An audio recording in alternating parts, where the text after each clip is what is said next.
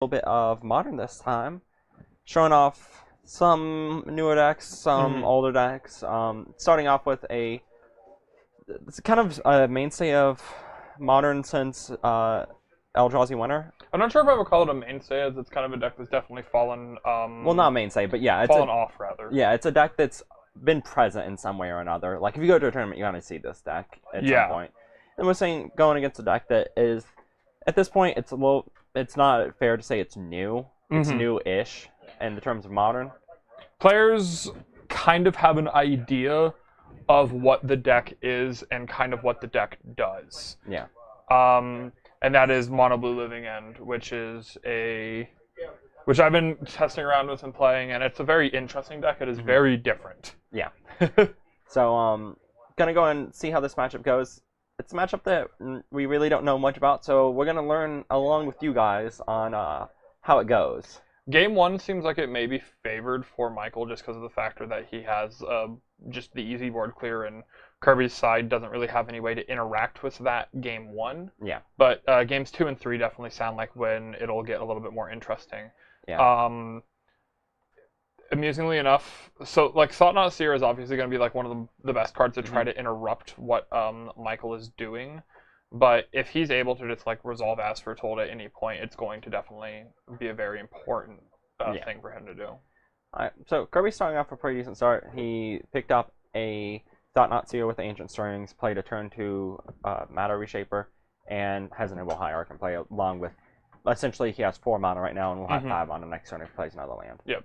So more than likely, Thought-Knot Seer coming down next turn. Your opponent playing Teleria West kind of leans very heavily to the side that this is probably a combo deck. Yeah. It leads almost assured. I can't think of a deck that's played Teleria West and Modern that isn't a combo deck. Honestly. I mean, it's just kind of a combo card. Yeah. You don't go and playing this card for value. Yeah, it's just my land fixing. It's my 3 mana land fixing. Sorcery speed. All right. So we're going to go ahead and suspend an Ancestral Visions. That is not how that card resolves. That's supposed to have 4. And we're going to go ahead and put a Ghost Quarter in play, which is kind of interesting here because he does have quite a lot of ability to cycle. That's supposed to have 4 counters. But I think what he's thinking about here is he's going to set himself off a turn to go ahead and attempt to Ghost Quarter the Eldrazi Temple. But the issue here is Kirby almost definitely plays a Wastes. Yeah. And you're not slowing down. He doesn't. Okay. Don't need it. Not interested. Waste of space, as it were. But, I mean, looking at his land count, 4 Brushlands, 3 Cavern of Souls, 4 Eldrazi Temple, 1 Gavany Township, 2 Yavimaya Coast. Almost every single land in his deck does produce colorless mana, so attempting to take him off the colorless mana, while it normally wouldn't work, right here it actually does. Yeah. His only other land in hand is a Windswept Heath, picking up another Noble Hierarch, so he actually doesn't have any plays. Yeah, he has a Noble Hierarch. Okay. It's kind of funny. I mean, Michael's still facing out a decent clock. Oh yeah, he's on he doesn't have a lot of time, but his deck doesn't need all that much. So he gets to play Island this turn, and he has 2 As Foretold, Curator of Mysteries, and 1 As Foretold. Or he has 3 triple Curator of Mystery, As Foretold, but I don't think he has a Living End yet. Oh no, it's in the very back of the hand. He has a Living End. So he has everything that he needs. He just needs to, if he dodges a Thought-Knot Seer this turn, he'll be able to, for the most part, clear the board and put 2 4/4s into play. Yeah. Though if Kirby hits that Thought-Knot Seer, it's gonna be real rough for him. Oh yeah, Thought-Knot Seer pretty much just completely breaks it up. But Michael does have 3 more draws to go ahead and try to find what he needs. Yeah, like 3 draws, and there's enough things he could hit from that point, like another Living End, or he's not dead in the next 2 turns right now, unless Kirby drops, say, a picked up another non-colorless land.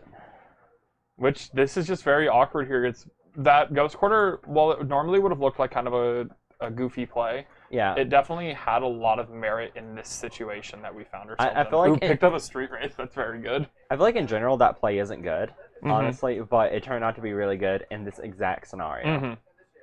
It working out just perfectly for him. As for our Ancient Ancestral Visions, moves down to 2 counters. Michael picks up another copy of Field of Ruin, and I guarantee we're just cycling Street Wraith and then getting Living End down. There's no reason not to go and just cash out that Living End, and at this point you're getting 3 creatures out and killing 3 of Kirby's.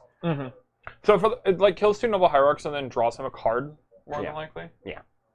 Which will be kind of interesting here, but I mean, you're putting a pretty large board in comparison to what you've had for the most of the game, and then following this turn, you'll actually have a lot of counterplay with cards like Remand and the other counter spells that are in this deck, because this deck is a hard blue control deck. Mm-hmm. So, yeah, I don't see much an argument for doing any other play here. Mm-hmm.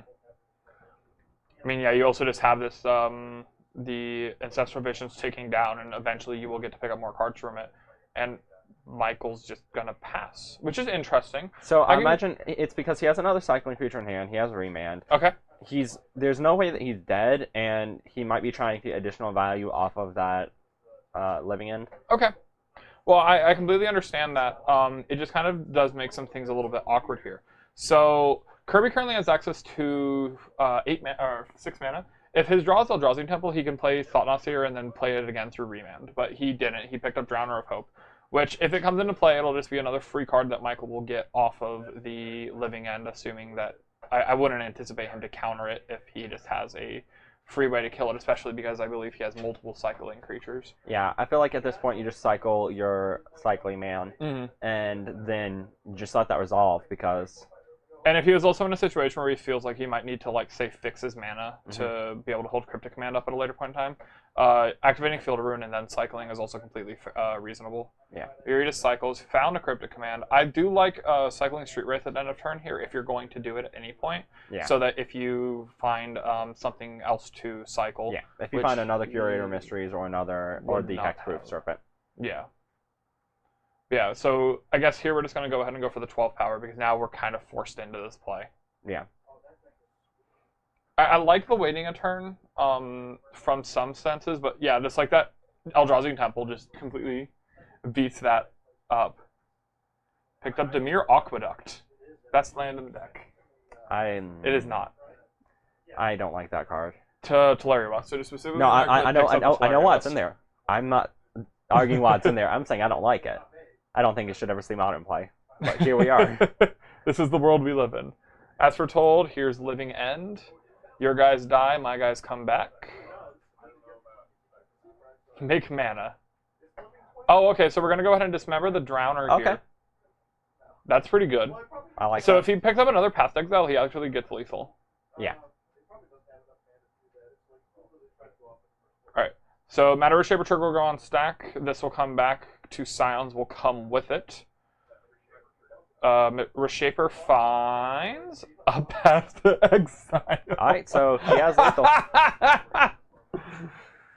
Okay, well, that was an interesting game. That is the most... Waiting. Didn't get paid off. We run the impression it might get paid off. We're just going to pick up the island here. The Dismember was a heads-up play, and then... Oh, yeah. Because, like, to be fair, aside from Path to Exile, there were actually multiple other draws that would win him the game from there. Actually, no, they weren't. Never mind. He doesn't have any waste right now. Path this. Path that. Sack both your guys. Kill you. Okay. So, pulling out a clutch in there. That is... So, as I was kind of saying, like, for the most part, this seems like it's the type of matchup where, like, your game 1 is going to be very good. Yeah. And Kirby just squeaked out that rare situation where the game 1 is winnable. Like, I mean, to be fair, though, like, looking at it, the thing about Kirby's deck is, if he plays carefully, his creatures are in general better than yours. Oh, definitely. Well, I mean, you're playing Living End. Anytime you're playing Living End, you have to play with these cycling creatures. Yeah, but I'm saying, like... Cycling creatures, on average, are going to be worse than the average creature. Yeah. Because either their mana cost is too high for what they are, or they just have, like, bad stats. Yeah. No, I was mostly just saying that, like, if he can play it in a patient way, and he can try to win the game by just being like, my creatures are better than yours, which it's tricky with the combination of counterspells plus Swarm that the deck has. Oh, definitely. But it's possible. So, moving on to sideboard, if you want to go ahead and go over Kirby's deck, I'll go ahead and go over Michael's. Okay, then. So, Kirby has 1 Engineer Explosives, 1 Ceremonious Rejection, 2 Grafdigger's Cage, 2 Natural States, 1 Relic Progenitus, 2 Stubborn Now, 2 Blessed Alliance, 1 Negate, 1 Rest in Peace, 2 Stony Silence. I imagine we're going to see the Rest in Peace, the Negate, the Stubborn Nowls, the Relic, and Aside from that, possibly the natural state, but I don't like it. Okay. Now I know the answer to this question. Uh-huh. Well, I'll make sure everyone else knows the answer to this The question. Grafdigger's Cage? Yeah. Okay. So, with Living In Grafdigger's Cage, Living In doesn't bring the cards from your graveyard back to play. Mhm. It puts them in exile and then puts them in play. So Grafdigger's Cage does nothing to stop Living In. So, if you're playing against the Living In deck, it's important to know that your Grafdigger's Cages are basically useless. When I first started playing Modern, one of the decks that I played a lot was Living In because it was like the easiest. Like you just pick this deck up and just like learn the format with it. Here's my Cycling Man, and then And also at that point, I think the deck cost about $20. Yeah. When like Modern was first a thing, like this is when Fast Lines were still in Standard. And I cannot tell you how many times my opponent has like put a Grafdigger's Cage in against me. I'm like, okay. Yeah. No, it's one of those things that I've never played the deck, but I know how the rules work. So, for Michael's side, his sideboard is 2 Hurkyl's Recall, 2 Torpor Orb, 3 Nimble Obstructionist, 4 Leyline of Sanctity, and 4 Leyline of the Void. so what does he bring in here? Probably just the 2 Torpor Orbs. I could see an argument for the Nimble Obstructionist as the Stifle Bird. I could see an argument for Leyline of Sanctity. Yeah. I don't really like bringing in 4 cards to counter his 4 cards. Yeah. The only real cards that he's doing to interact with your hand are going to be exactly Thought-Knot Seer as the only cards that really target. Stifle Bird, like, hitting his lands might matter, and it looks like he's coming to the conclusion that it may. So, Stifle Bird, I think the biggest thing is hitting a Thought-Knot. Like, aside from that, there's not much that's really worth doing. Yeah. Yeah, being able to counter a trigger actually does matter just as much as being able to, like, say, stifle him. Yeah. But, and then he's also bringing the Torpor Orb. Torpor Orb answers both Thought-Knot Seer and Drowner of Hopes ETB triggers. Also, Eldrazi Sky Spawner. And, like, makes Displacer just kind of a goofy card for the most part. Just those couple interactions might make it just good enough to be something that his deck wants to do here. So, go and see how this goes. I do feel that post-board, it does become slightly favorable for Kirby. He has a decent clock, plus he's bringing in a decent amount of disruption for you. So, I think that he definitely has a lot of room to kind of take the early game and then ride that out. One thing that is notable, the card that looked like Michael cited out was, I believe, he brought out his 3 Spell Snares, 1 Spell Pierce, and the 1 Pectrum Negation. Okay. Which, while it is generally what you want to be doing against these creature decks, him being a white deck, the interaction that he has is almost guaranteed going to be Rest in Peace. Yep. And that makes it a little bit more awkward when you're taking out all the cards that you pretty much have to interact with Rest in Peace. Yeah. So, and the fair game, if we're trying to play this just 1-for-1 in creatures game, it is definitely going to favor Kirby. Yeah. Alright, so we got 2 Torpor Orbs, an Ancestral, and a couple lands. I can't see what the last 3 card. lands, I cannot tell what the back card is. Yeah, nor can I. And I cannot tell much of anything from Kirby's hand. I believe I see a Fetch Land and a Noble Hierarch. There's a Cavern in there. I think there's also a Reality Smasher and a Drowner. Both hands seem fine. That also might be a Sky Spawner in there. Also, it's a Cryptic. Okay. Yeah. His hand's a little awkward, second Torpor Orb being a little subpar. But it's probably fine. So the question that you have to ask yourself with a hand like this is a random 6-card hand better? Yeah, no. Like, of course, I was just saying that the one thing that's awkward about it is having 2 of the same card that are redundant. So. And more than likely your opponent not going to have any direct interaction with the card either. Yeah. Are we having issues with volume? Are we? I wouldn't really know why you can't hear anything. Everyone else seems to be able to understand us. Have you turned your computer's volume on? Have you tried? Turning it off and back on again. So Kirby here going to go ahead and get a turn 1 Noble Hierarch in, and Michael's going to respond. Just everyone else can. Okay. it's just Tazrider. Yep. Just him. Michael here going to respond here with a Torpor Orb. Take that, Eldrazi Sky Spawner. So it's gonna make a lot of what Kirby's doing awkward, but he still has the core game plan of my Eldrazi creatures are decently statted. On average, my creatures are going to be better than yours. Yeah. And I also believe he has a Relic of Progenitus did. to play this turn. He was definitely able to pick up a Relic Progenitus. And I definitely don't know why that would be the case, as to why this is the only stream you can't hear, seeing as how everyone else seems to be doing just fine. I don't know what. I'm sorry. You can't hear me, but I apologize. Picked up a Reality Smasher, 2 Cavernous Souls in the hand. 1 goes into the battlefield here. Relic Regenerator is probably following it up. You think Noble Hierarchy is getting frisky? If he has nothing else to do. I mean, I don't imagine that you want to hold up a Relic against your opponent's no graveyard. Yeah, like Michael would have to have multiple street rates and the Asphalt and the Living End to get anything close to a punish in. So Michael picked up a second copy of Cryptic Command, and that is not a Field Ruin, actually. That's a Bajoku Bug. Yeah, that card's in the deck. It's tutorable through Teleria West. Yeah, no, it has merits. Yeah. But there are matchups where it also just kind of looks goofy. Yes. I mean, that's what happens when you have any type of deck that has all these tutor effects. Yeah. You have a bunch of lands. You have your Bajoku Bog and Dimir Aqueducts. Yeah. Oh boy. Dimir Aqueduct, you're so good. Sometimes, like, every time actually not that bad in the deck. Oh, no, not at all. Picking up Teleria West is actually very relevant because there's a lot of games where you need to just play your Teleria West. It also helps with, like, one of those things where it's like, this deck doesn't really have anything it needs to on turn 2, and being able to guarantee 3 mana off of 2 lands is neat. Mm-hmm. Picked up a Birds of Paradise, and I kind of got a glimpse of his hand. There are 3 Reality Smashers in it. His hand looks pretty smashing. And considering he has a Cavern out, it's going to be a little tricky for Michael to deal with it. Yeah. 2 Caverns out, I anticipate both of them to be an Eldrazi. There aren't really any creatures that he needs to get through any counter spells that aren't Eldrazi in his deck. Yeah. So his hand currently is triple Reality Smasher, Drowner of Hope. Yeah, so he's got to start getting some good beats in. Michael picked up a land, so he's able to cast a Cryptic Command, but Cryptic Command here is probably just being tap and draw a card for the most part, not being able to interact favorably on the stack with any of these cards. You can't make me wake up, man. I am pretty much always asleep. That's fair. So, alright. Going on and throw out a Reality Smasher. Michael letting it get frisky, it looks like. I'm kind of surprised by that, but I suppose it makes sense. Like, he doesn't have an additional Cryptic Command, so he might be being patient with it, just because this turn he can cycle. Mm-hmm. Or not. Should he be at 13? Has Noble Hierarch attacked twice?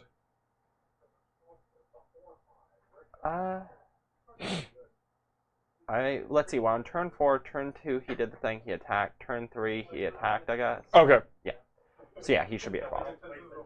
I'm just making sure because it looked like he might have taken an extra point of damage, thinking that Birds of Paradise was not what it seems. Yeah. So, looks like Michael's going to miss a land drop here, and he kind of just... Things are looking a little awkward for him. This will happen every so often with this deck. When your opponent has interaction, you get into these situations of like, what's the best way for me to interact with their interaction? Yeah. He does need to start digging through his deck, but also it's just a hard thing for it to do with this Relic because it gets rid of everything that you're doing, and then Living End just becomes a board clear with the as we're told. But we also know that Kirby's about to play another Reality Smasher and put Michael down to 2 right away. Yeah, it's going to be pretty good here because it means that Michael doesn't really have much breathing room. And he now has to has to constantly hold up his Cryptic Commands to tap down Kirby's team. 2, 3, 4, 5, 6, 7, 8. He cannot Okay. do 2. But he can play both of his dudes, get in there for 10. Michael's now at a point where he has barely any life to work with, and it doesn't really have a way to pressure as well. Oh no, not at all. There's no real way to pressure here. So even if he were to if he does find a Living End here, Michael will just lose to the other. Or I guess if he draws it, he'll stay alive for a turn. Yeah, if he draws it, then he can rat the board. Cryptic Command will tap down the team. Well, that's a Living End, but it's not in the way that he needed it to be. It was the way his hand is set up. Because if he does this, 5 Living End, casts it, he's just going to lose his... He's going to lose the game. Yeah. And I don't think it's worth the risk, considering A, you have a guaranteed way to live until next turn. B, next turn you're drawing 3 cards. And C, every turn that you're alive, the Ask for Told is getting better. Yes, I would definitely agree that this is definitely the turn that you want to be waiting. Obviously, it's going to be really awkward if Kirby has something like, say, Stubborn Denial to interact. But the way he's been holding his mana, or I guess the Birds of Paradise creatures make it to where that's not really an issue either. If you were going to do the Cryptic Command plan, no, he can't do an upkeep either, because if he does on upkeep, you play around him drawing a counterspell. Yeah. Enter combat. Tap guys, draw a card. Okay. So, tapping down Kirby's team, drawing a card, buying himself another turn. Kirby's going to hold back his reality... his reality smash. Yeah, that guy is not coming in until he absolutely has to. And Look at 5s. He's Thought-Knot Seer, Matter Reshaper, Path to Exile, Noble Hierarch on a land, picks up Matter Reshaper. Thought-Knot Seer just being a 4/4 that when it dies, your opponent draws a card now. And Matter Reshaper being the best card in his deck to play right now, because even though he's overextending, he doesn't really get that punished by playing an additional creature because it replaces itself.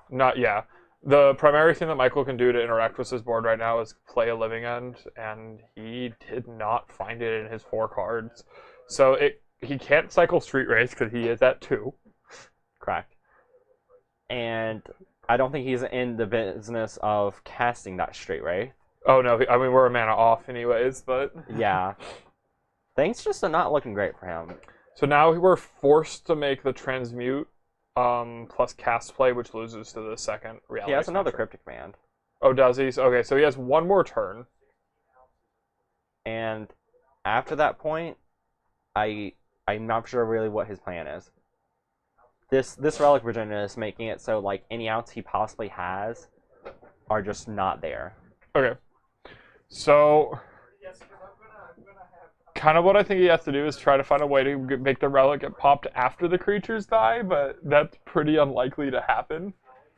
It's because he'll have no way to remove the creatures. Yeah. So what? Okay. So what he can do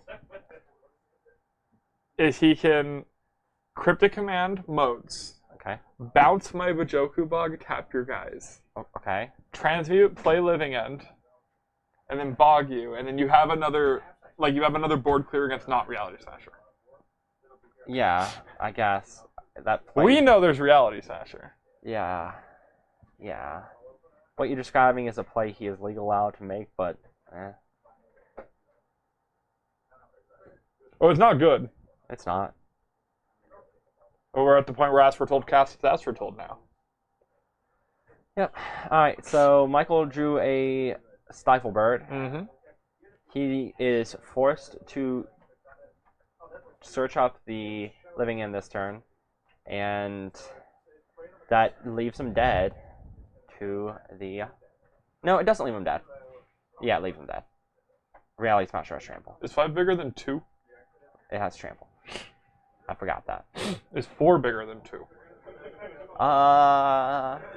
Yes. I'm not a mathematician, but I believe so.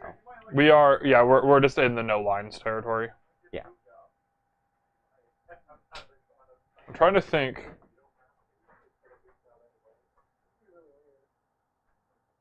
But yeah, I really just don't think any world. I think he's playing to cycle into another Cryptic Command. It looks like we're moving to end of turn. That's suboptimal. Like, I think you have to take the Living End play, even though like it leaves you just literally dead to the Reality Smasher. Or like a creature being flipped off of Matter Reshaper. Yeah, that too. Wouldn't have to be exactly a Matter Reshaper flipped off. No. Eldrazi Sky Spawner. Oh yeah, he runs Eldrazi Sky Spawner. Forgot about that. Eldrazi Displacer. Yeah, that too. This deck has more 3-drops It does. than I remember. I mean, Eldrazi Displacer is like the entire reason you're in white other than Path to Exile. Path to Exile is a pretty good reason. But yeah, Eldrazi Displacer is pretty absurd. Card is gas. It combos really well with Drowner of Hope. Yep. What about Training Ground? No. I mean, it works really well with it. Yes. Infinite 1/1s. Those two things work well together, but they're not functionally very good. Oh, I see that he cast the Aspertold off the Aspertold, but he didn't tap his Aspertold. Incorrect. How do we know that Aspertold's been used? All right. So, Gongon Living. This forces Kirby to crack the relic because Street Wraith actually does block the Reality Smasher at the current moment. Are we resolving? Looks like he is. Yeah, the Street Wraith actually does matter. Not a ton, but it's not fake. I think I can see the reasoning behind Kirby not doing it. At this point, it feels like this could also just be bait, because him popping his relic may not be worth just exiling one creature. That's fair. Especially considering he has no other graveyard hate. Yeah. Relic up. I think Kirby just picked up another land, so Smasher coming in, Smasher getting blocked. Drowner Hope doesn't do anything, he's just a big boy. Yep, here's Reality Smasher. I think you just remand it. I know you're not, like, countering it. Oh, no, he can Flash in Stiflebird, and Stiflebird can trade. Yeah, Stiflebird can, because Street Wraith is an X4, Stiflebird is an X1. Yeah, he'll take no damage. He'll take no damage. He'll trade his board for it, but it's fine. At the next turn, he'll be able to play the 4/4 holding up 6 mana, actually. Reshaper's Dice Triggers was a brush land. It had a die trigger. I'm kind of surprised by that we're not seeing the double block. Because now you're just dead to so much. Yeah. Right. So if we're just not going to use our mana in any way, I'm very curious as to what his plan is. Yeah, like, I'd want to do at least something, because you have things you can do. Yeah, I mean, you're just going to keep drawing cards like Remand. So, Living In exiles the graveyards, but makes it exiles all graveyards, then everyone sacrifices all creatures they control, then it puts all cards from exile in play. Yeah. The creatures in play do die, as long as they're going to the graveyard. Yeah. Living In is a mess of a card. Oh, yeah. Alright. Alright, there we go. Now Upside down. Okay. Draw 3 cards. How do you feel about that? Stiflebird, another Aspertold, and Big Hexproof Snake. Okay. We're 1 mana off of Big Hexproof Snake. So what is Michael's plan here? What's he doing? Okay. So he has to play the 4/4, and the 4/4 plus the 3/1 have to trade. So like here's the biggest issue with not trading last turn, is now he has to trade 2 more creatures into it. Yep. Or he just dies. Yeah. If he had 1 more mana, he could play the snake. Yes. Okay, so Michael's in the tank. This is definitely a situation where you should be. Yeah. This is like, we could be an extra card down. Yeah. There shouldn't be a Reality Smasher in play. Yep. And he should be at 1 life higher. Yes. And all of these things matter. Yes. Very, very obviously, they all matter. And his hand just kind of looks also kind of derpy right now. Oh yeah, he has all these remands against your opponent's triple Cavern of Souls. Yeah. And the Stiflebirds are also kind of derpy. Yeah, because it didn't trade. Yeah. Alright. Are we remanding our own Torpor Orb? No. Don't do that. No. Okay. So he's going to draw a card. Okay. So, I mean, Aspertold can still put into play the Curator. Curator has to come into play off of that, and then Stiflebird has to come into play off of it on Kirby's turn so that he can do the double block. I do hope that this is a line that he realizes he can make. And that leaves him dead.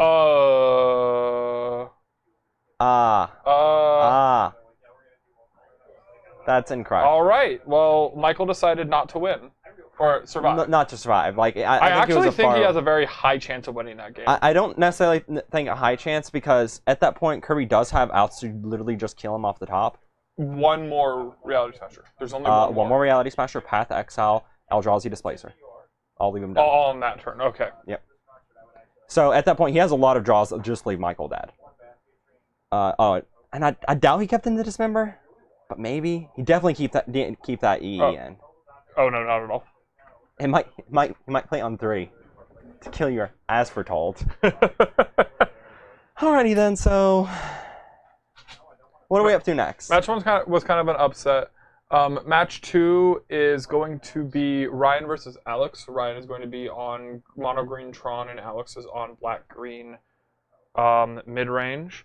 So we're going to go ahead and see this match. This match is pretty much as old as the format is. You guys heard that, right? Okay, they're talking. Yeah, this matchup is pretty much as old as this format gets. One thing different with this being a green-black deck is that it is running 4 Field of Ruins, so Okay. it does have some type of main board land disruption, which is neat. And having play is kind of one of the main things that he needs to be able to potentially win this matchup. yeah, so it is interesting. This is also a version of the deck.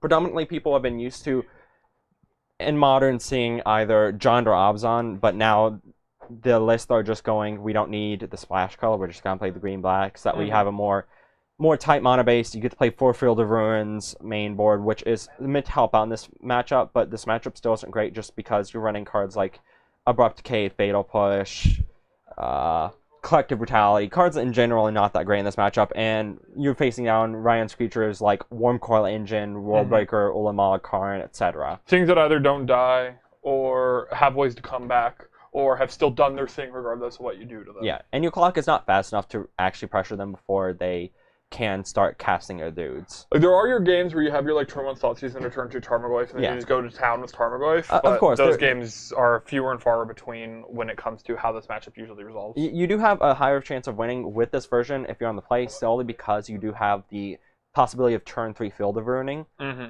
But that's not necessarily always reliable, and more so, just doing that doesn't necessarily always promise you have a chance of winning, because you're taking your turn 3 off, and a lot of your curve is on 3. He is playing 7 3-drop threats, and then 2 3-drop sorceries in the form of Maelstrom Pulse. Having just a little bit of a higher mana cost. Yeah. Hey, Michael. Have you already been told that As Foretold can cast creatures? Why didn't you just put the 4/4 in play and then flash into the 3/1? Well, I would have lived through that, but I didn't. That's fine. I got really focused on just trying to dig for something. Yeah. Yeah. And Yeah, you just got a little hive-minded. yeah, I mean, not hive-minded, tunnel-visioned. Yeah. I got fairly tunnel vision trying to Find a dig for thing. something. That's fair. That's respectable. It's also your first time playing this deck, aside Yeah. from like those 3 sample hands you played. All right, well, we're gonna go and get back to this match, and we'll So- see you shortly again. Alex's opening hand has 2 Liliana the Veils, Dark Confidant, I believe Scavenging Ooze, a second land, and he's going casting Inquisition of Kozilek, which sees Singletron land, map, Chromatic Sphere, Ancient Stirrings, Walking Ballista, Double Karn. This is easily the map, right? I actually like the sphere. Taking the Sphere, okay. I understand the reasoning for Sphere.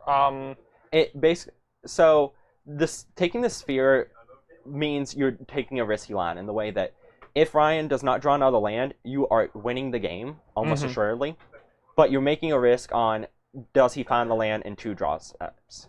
Okay, I can completely understand that. So, and also it does hurt cards like Ancient Stirrings. Yeah. So if, say, Ryan picks up like Sanctum of Ugin this turn, he's still just very far behind, and he picked up all his dust and just has to crack back. Yeah. So Alex taking that with the punish in mind, and he got the punish. So he's getting at least 1 card ahead, and if he picks a land up on his next 2 draw steps, he'll be able to play Liliana and start ticking up. Which isn't necessarily the worst thing at this current moment. Yeah. Because Ryan's going to have a lot of dead cards in his hand with the fact that he's missed land drops. Yeah. But it's going to eventually matter when, say, Alex gets to split his permanents. Yeah. But didn't pick a land up, flipped over a Maelstrom Pulse, and drew another Dark Confidant. But we're going to go ahead and cast Collective Brutality, I assume for Duress, but he's going to go ahead and Duress and Drain here. That's fine. Yeah, picked up an all his So There's he a knew second that Ancient Strength. he knew that Ryan only had one Ancient Strings in hand when he saw the hand. Ryan picked up another Ancient Strings since then. So his play makes sense, and the Draining 2 just because he's planning pressuring his life total right now. Flipped over another Liliana. There's a Field of Ruins. That Field of Ruin is not good right now. It's not good, but it's not bad because it means that the chance of Ryan cheesing out this game is basically gone. Yeah. Like, it's not something you want to go ahead and use now because it'll actually let Ryan activate the Expedition map. It'll also turn on his green mana, which are obviously things you don't want to do if you don't have to. If Ryan plays this Tron land, now Ryan's in a really weird spot because if he cracks the Expedition map for the third Tron land, Alex just goes ahead and pops the Field of Ruin. Take up Liliana again. Discard another Dark Confidant. Dark Confidant comes in. And I anticipate that Field of Ruin is going to get sacrificed in his draw step. I imagine that he's probably going to do an end step, but technically speaking, draw step is the correct play. And by technically speaking, draw step is the correct time to do it. Yeah, because you want to try to see if, like, hey, maybe this idiot draws his forest. Yeah. There are some matchups where it's incorrect to wait to draw step, do stuff like this, but Ryan's deck is a deck that doesn't play at instant speed. So real argument here. Okay. He had a Maelstrom Pulse in his hand. Okay. On his turn 3, he played a Liliana the Veil. Yeah. Is there an argument to just go ahead and play... Turn 4, he played Liliana as well. He misses but like, yeah. Ryan was still only on one land with the map. Yeah. I think there was actually a reasonable consideration to just go ahead and Maelstrom Pulsing away his Expedition map. Yeah, that's fair. I kind of like just getting the Liliana out there, personally. Mm-hmm.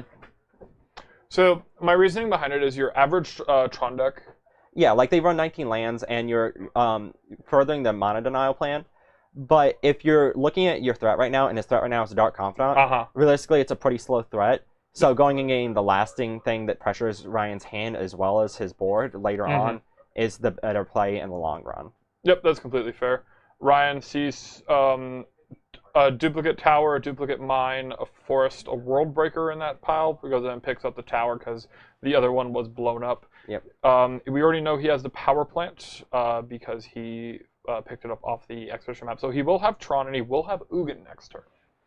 Ugin being a real problem, but it does get met with the Maelstrom Pulse, but then he can follow the Maelstrom Pulse up with the Karn. And Alex just in a rough spot. He was able to get that early punish off by making Ryan miss his land drops for a little bit. Oh, there's the other Karn. Both Karns have been discarded now. So Ryan is actually completely hinged on this Maelstrom Pulse this Ugin being good enough. And which is kind of weird just from the factor that we did see the Dark Confidant flip over the Maelstrom Pulse at an earlier point in this game. But we also do know that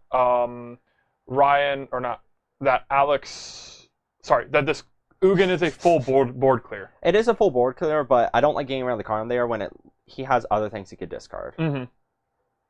So Ugin comes in, -3. All the relevant creatures are gone, or all the permanents are gone, and those are definitely exiled. Clue left for Alex's side, as normal, moving rather fast. There's Roxanne. Those are exiled. Ugin dies to a Maelstrom Pulse, and Scavenging Ooze comes down as the last card in Alex's hand, with a Fatal Push being left over after it. Ryan has another land. Gonna go ahead and crack the Sphere. Hopefully find something to actually do. Picked up a Karn. So I just want to go and throw this out here that he definitely should. I feel that Ryan should have got punished more for the line of discarding both of his Karns. I absolutely agree with you. Like, there was no reason to discard the second one when you knew you were gonna have the mana. Yeah. Like, and you knew that your Ugin wasn't sticking around. Or going up, huh? Okay, I guess. Sure. I mean, this is just a 2/2, I guess. But, like, it's black-green midrange. His last card is almost always going to be, like, practically worthless. Yeah. So we pop in another tower here? I mean, you're doubling up on what you've already hit, right? Yeah, you hit the tower, and... Tower gone. It's a little late now.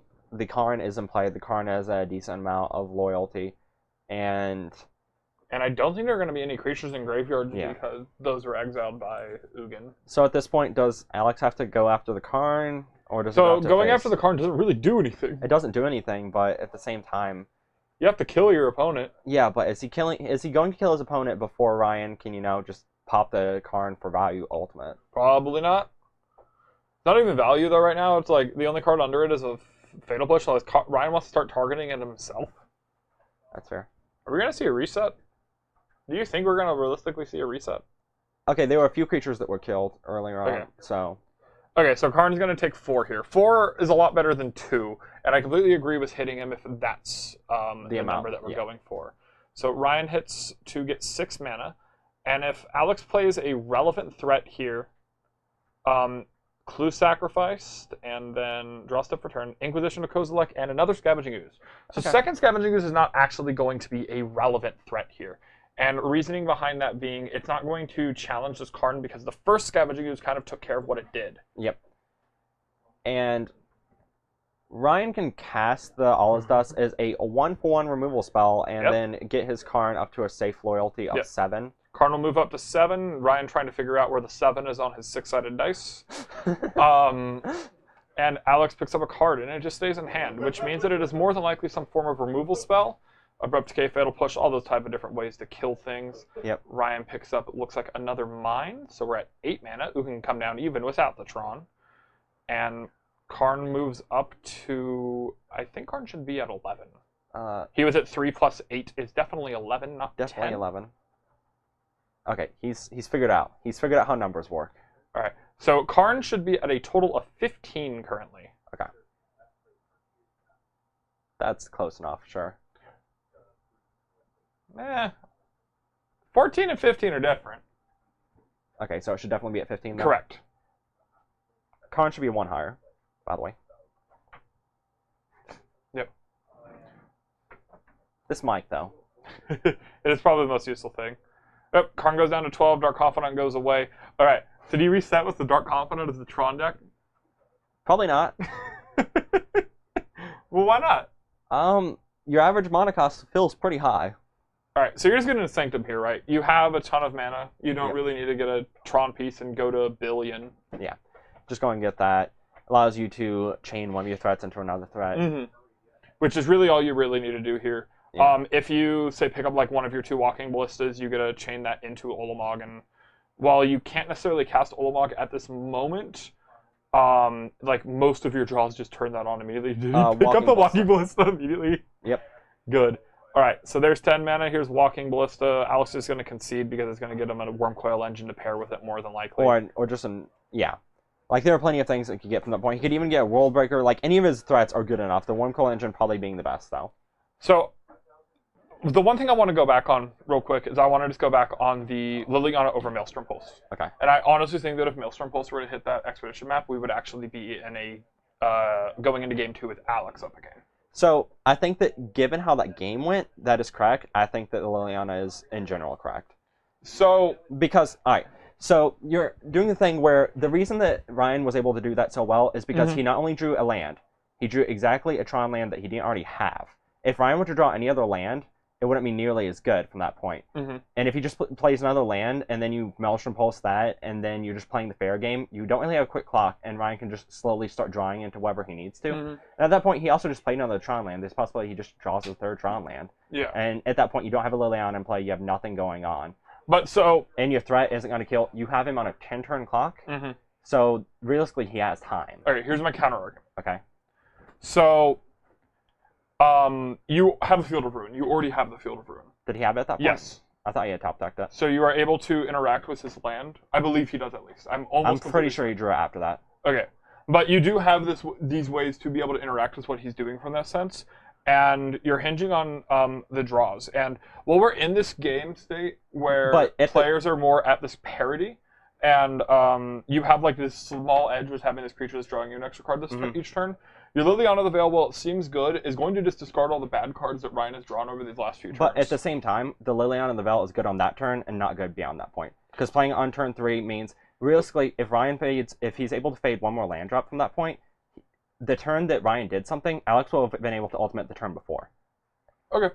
And at that point, like, by playing it that turn, it's realistic that he's going to be able to pop that Liliana ultimate before Ryan is able to do anything. Okay. That matters, that is to say. Like, I think percentage-wise, it's very even. I like the Liliana play more. Okay.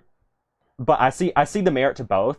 I think the thing is that it goes a little bit further towards your play solely because Alex is already on the plan of just denying Ryan of mana. And one thing that I do want to specifically state on the he had to draw Tron piece that he didn't already have. Yeah. So his first land was mine, and he didn't have anything else to go with it.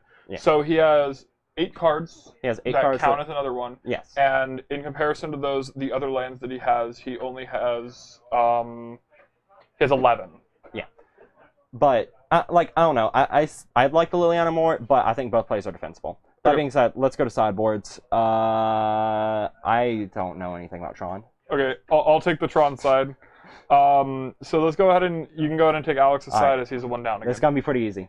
Yeah, this 4 Fulminator Mages and 4 Fulminator Mages, and you can bring in the Surgical Extractions because you are playing the Field of Ruins. Oh, you're that guy, huh? I mean, I hate that game plan.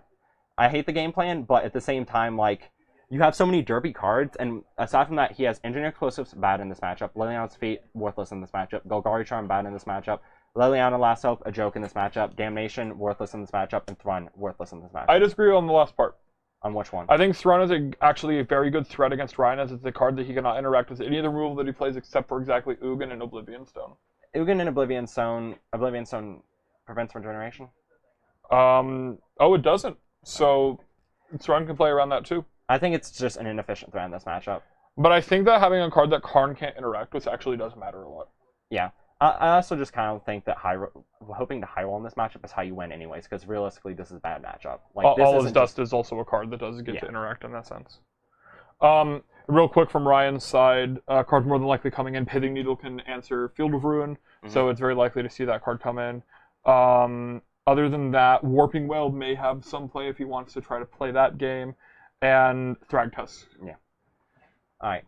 So, we're going to see turn 1 Tron land, turn 2 Tron land, turn 3, look at that. I mean, turn 1 Tron land, turn 2 Tron land, find another Tron land. Alex does have the Field of Ruin, though, at least, so we're able to go ahead and Field of Ruin and Thoughtseize here in the same turn. This is better than waiting for the draw step getcha. The thing is, with Ryan being mono green and Alex seeing that he has 3+ forests in last game, the draw step got all your forests is very unlikely until we're in a very late stage in the game. There's no reason to do it if you can do it. There's no reason not to do it if you can do it, but at the same time, playing the Thoughtseize is just so good. Oh, yes, absolutely. And this is one thing I just love about Field of Ruin is it lets you like play this parody Ghost Quartering plan, but still be able to do stuff with it. All right, so real quick, we saw a star and Wormcoil Engine and one other card I can't remember seeing, and then some lands. Yeah, he has a bunch of assorted rocks and his mana. So he won't have an issue of picking Tron back up, but I don't think he had any real threats to go with it by the fact that we see Wormcoil Engine being taken there. Yeah.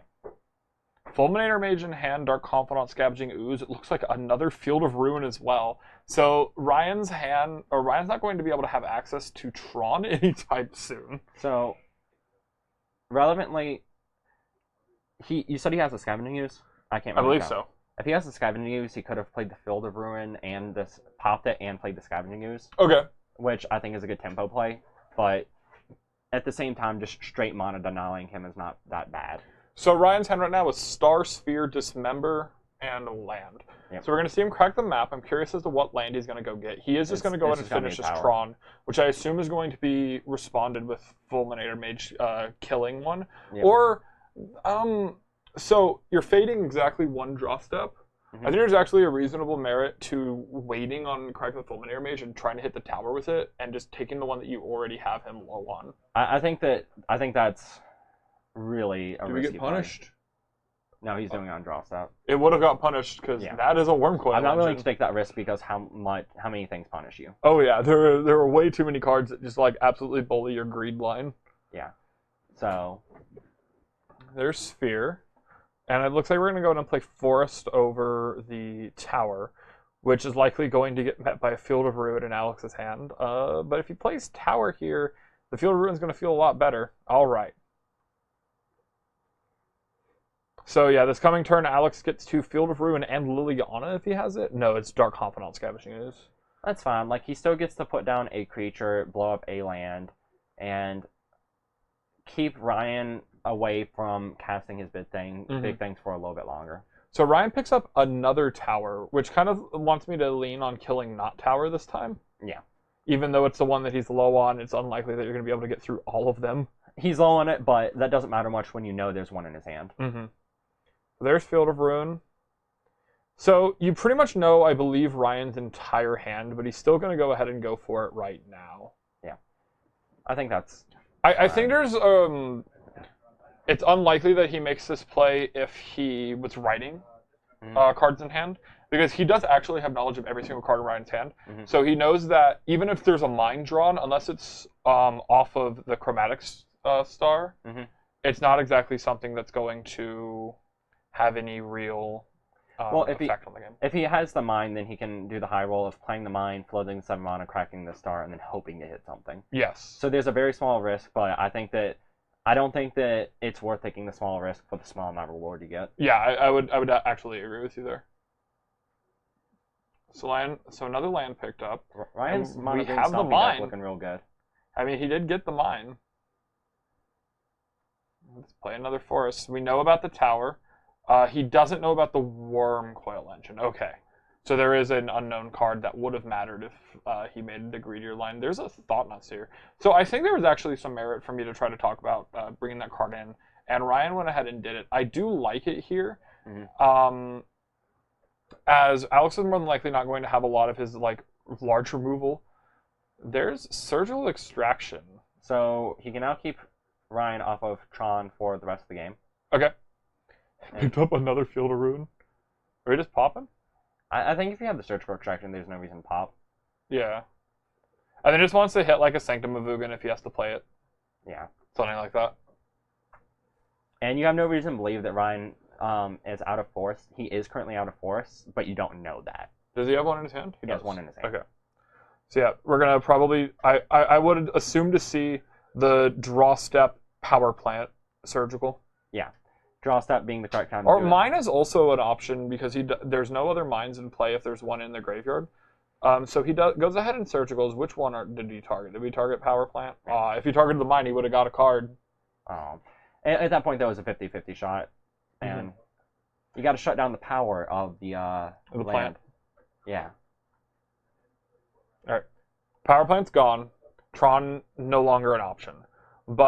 And we also see the forest. So now that we know that if we Field of Ruin, it's Strip Mine that gives you a land. That is relevant. And at this point, it's pretty common knowledge that most of the time Mono Green Tron will be running exactly 4 forest. So it's a safe enough assumption. And there's not much... he just got to see the deck. Oh yeah, he got to see the deck. That too. Yeah. So we go ahead and do that.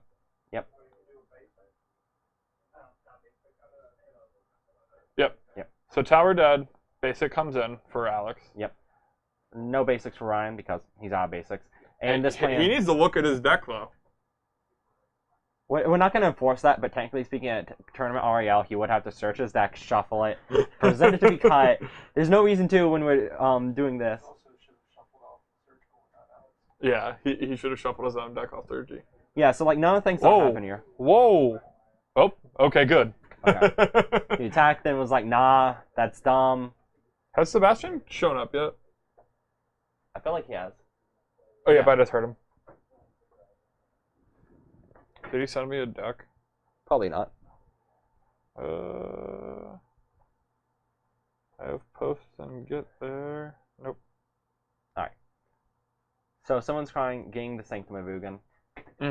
And at this point, even though Alex got multiple land destruction spells off, surgicaled out, Tron, this Wurmcoil Engine is gonna be a bit of an issue. This Wurmcoil Engine is gonna be put off for a little bit. Not yet. Alright.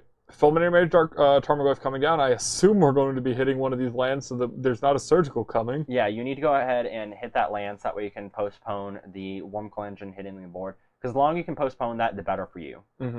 Yep. Tower gone. What we got? Expedition map, huh? Oh, another land next turn. So, yeah, Ryan's just trying to get his mana going. Let me play my 6-drop, please. And Alex just doing the plan of how this deck tries to beat it, which is to... Please don't play your 6-drop. I think he's running low on land destruction at this point. We still now he can just draw Thoughtseize. He can draw Thoughtseize. That is correct. He can also Liliana the Veils actually. Oh no, the Expedition map beat that up. There's land. Did he pick up? What was his draw? Was it Lily? I can't tell. I think it was. I mean, Liliana the Veil, not bad. Like, he can use it to Edict. Put in a lot of damage, and draw a card. Is he? So Ryan looks like he was going to respond to the Edict with the map. But now we have a clock. But yeah, Wormcoil Engine. If that card comes down, that's gonna do something. I'm not exactly sure on how big Tarmogoyf is. Let's see. We have Artifact, Instant. Do we have any Planeswalkers yet? I don't think so. I think it's probably 5. Yeah. Ryan looking like he's going to go ahead and get Ghost Quarter off of this. Makes the most sense, but he's going to go for the second Sanctum of Ugin. I think the second Sanctum is greedy. I think the Ghost Quarter is correct. Well, yeah, you have there's a threat that Ghost Quarter answers on the other side of the board.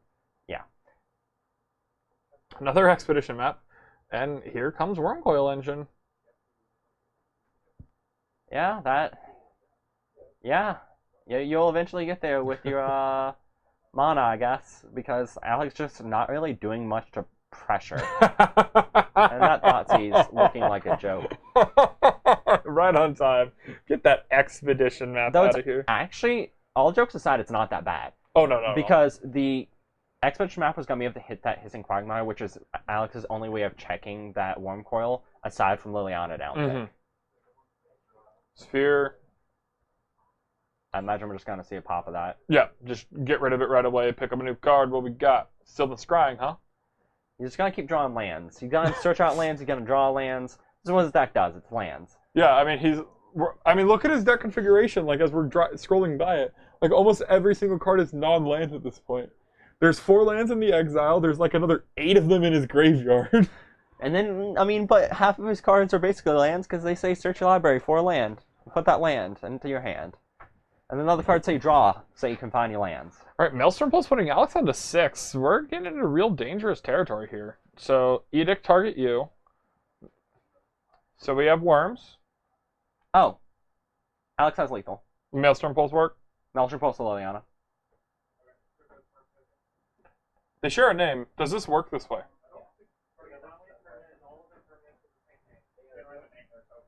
Tokens don't have a name. They have names. Do they have a name? Well, if you were to target a goblin, it destroys all the goblins. So yeah, that does work. Okay. Yeah, it's a weird interaction, but yeah, Maelstrom Pulse takes care of all of them. Yeah, doesn't matter. Dead. Alright, so Alex aggressively getting there with the land destruction, but it is worth noting that it was still all close. Yeah, there was a possibility that he died. Like, it looked goofy because yeah, he have all this land destruction, but like, what are you doing to pressure him? Not much, really. You need that Tarmogoyf early on to get a lot of pressure on, and thus far he hasn't had the turn through Tarmogoyf once. I think this game he kind of just messed around. He didn't really do anything on the early turns of the game. Yeah. And then game 1 it was just Dark Confidant, and that guy doesn't get there very often. He's good in like the mid-range matchups and matchups where you just want to gain card advantage. This is a matchup where you want to gain card advantage. This is a matchup where you want to be providing card disadvantage to your opponent and be providing a quick clock. No, there's no clicks. No blue mana. Quick clock, which Dark Confidant does not do. So anyways, going on and see a game 3. Ryan on play, that does matter a lot. All of Alex's land destruction costs 3 mana, which means if Ryan has Natty Tron, he can cast a big threat before Alex is able to start destroying his lands, which puts Alex on the back foot in a huge way. Absolutely. Yeah, and just Ryan being on the play in this matchup just matters so much. Yeah. So neither player going back to sideboard, so both of them happy with the configurations that they came to. Yep. So let's see what we can get out of each player's hand. So far, I see 1 Tron land. I see 2 mines, which are basically 1 Tron land, a Sanctum of Ugin, 2 chromatic somethings, Oblivion Stone, and something else. Alex, I believe, has Liliana the Veil, Thoughtseize, a couple lands, Maelstrom Pulse, and a Scavenging Ooze as his current threat. So I feel like here, I kind of like taking the Oblivion Stone, but he's probably going to take the Karn. Yep, Karn's the only real threat here, making sure that you're not in danger of really anything Ryan can do. Cracks the star, finds a map. But due to Ryan not having another Tron land aside from the second mine, he's not going to be able to assemble Tron till turn 3, till turn 4, which does give Alex an opportunity to get in one of his land destruction spells. Yes. And he does actually have a Fulminator in hand. I just saw it flickered through there. So his hand is currently Liliana's Veil, Scavenging Ooze, 2 lands, and Fulminator Mage. Picked up a Tireless Tracker for the turn. So here comes Scavenging Ooze, big bad 2/2. And it looks like Ryan held the Expedition map, so it's good because it fades Abrupt Decay. Why are we doing that end of turn? I don't know. To top deck Dismember, that's why. I don't like Tron players because every time I play against them, this type of thing happens. They're just like, this is just on its face a bad play, but like always rewarded. Always rewarded. So, also the Expedition map, it played around Alex having an Abrupt Decay, but by doing that it means you can't assemble Tron until turn 5. Yeah, he's going to be a little bit far off of getting Tron anytime soon. And here, Alex, seeing that his opponent really doesn't have any threats at the moment, just going to go ahead and resolve Liliana. So mapping here doesn't really help you. It doesn't. And this is a spot though where that Oblivion Stone being in Ryan's hand, unless I'm being discarded to Liliana. No, I'm it is still in hand. Is going to actually be relevant because he can play the Oblivion Stone and hope to pop it for Liliana ultimates. Well, Alex does just have a Maelstrom Pulse to check it. He does have the Maelstrom Pulse to check it. So it's not going to happen, but it's a thing that Ryan's going to think can happen. Yeah, it's very unlikely that this Maelstrom Pulse is going to... this Oblivion Stone is going to be able to do anything. Answer this Liliana Especially here. Since Alex knows that it's in his hand, or at least he should know. There's a possibility that since he didn't write it down, that information has been overlooked. But I don't think it has. Ryan just running perfects on his draws. Here's another map. Yep. You know that early land you searched for no reason right there? Here, paid off. Yeah. Thoughtseize here lets Alex tear apart the hand. So Liliana goes up, and okay, I guess we don't want it. So I'm not for sure about that. Gonna go ahead and pass. Let Ryan go ahead and search his last piece. I assume the tower is just gonna die here. Ryan looking to get another tower. Nope. Going and get the power plant. Going to go ahead and get a Fulminator Mage activation on his tower. And nope. Tower down. Yeah. Okay. Alright, so hit the tower. Ryan back up position where he's trying to assemble Tron again. And Alex is 1 turn away from popping that Liliana. Last card in hand 2 turns away. So he picked up an Ancient Stirrings. That card is worthless right now. We don't have any green mana. And he has this Oblivion Stone. So I anticipate Oblivion Stone to come down. Yep. It's going to be met by a Maelstrom Pulse. Yep. Maelstrom Pulse just going to immediately check it. Or, okay, here's Tireless Tracker. Discard the other Liliana. Okay, so he's making an extremely greedy play. All right. So it's you draw land. I basically lose. If you don't, I win.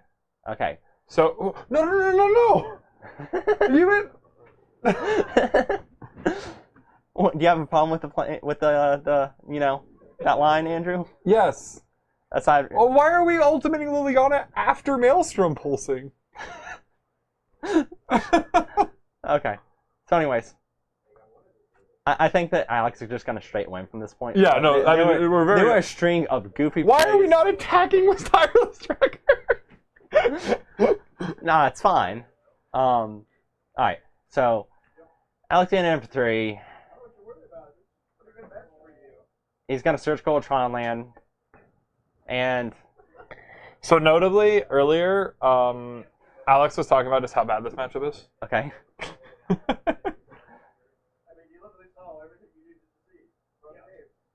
The commentary of this game is just gonna be us screaming. Just us scream. I mean, it's Like quiet scream. what the? Yeah, I agree, man. What? There's so many things going on. Like just that single turn cycle. Just okay, Ryan. Why don't you pop your spear? Because if you hit an Ancient Stirrings, then you get to more than likely hit your last Tron piece and crack your thing. And most anything that you draw, except for a threat, is just going to be in your hand. Yep. Alex is almost assuredly going to ultimate this Liliana. Yep. Why did Liliana be ultimated before a permanent was destroyed? Fun fact: I've became a worse Magic player from that turn cycle. Just like, in general, you just became you lost. I no longer know how to sign up for anything larger than an FNM. What about a game night? Can you do those? Game night too competitive. Too competitive. Yep. We're pretty much at this point, as Ryan just announced, there's really nothing you can draw. Yep. And he's dead, and Alex goes ahead and picks it up 2-1, and there's nobody in here to edit my computer. Okay, it's fine. I No, got you sit down. What are you doing? You gonna ruffle your way over there? Sebastian. No, he's the one going into the fray.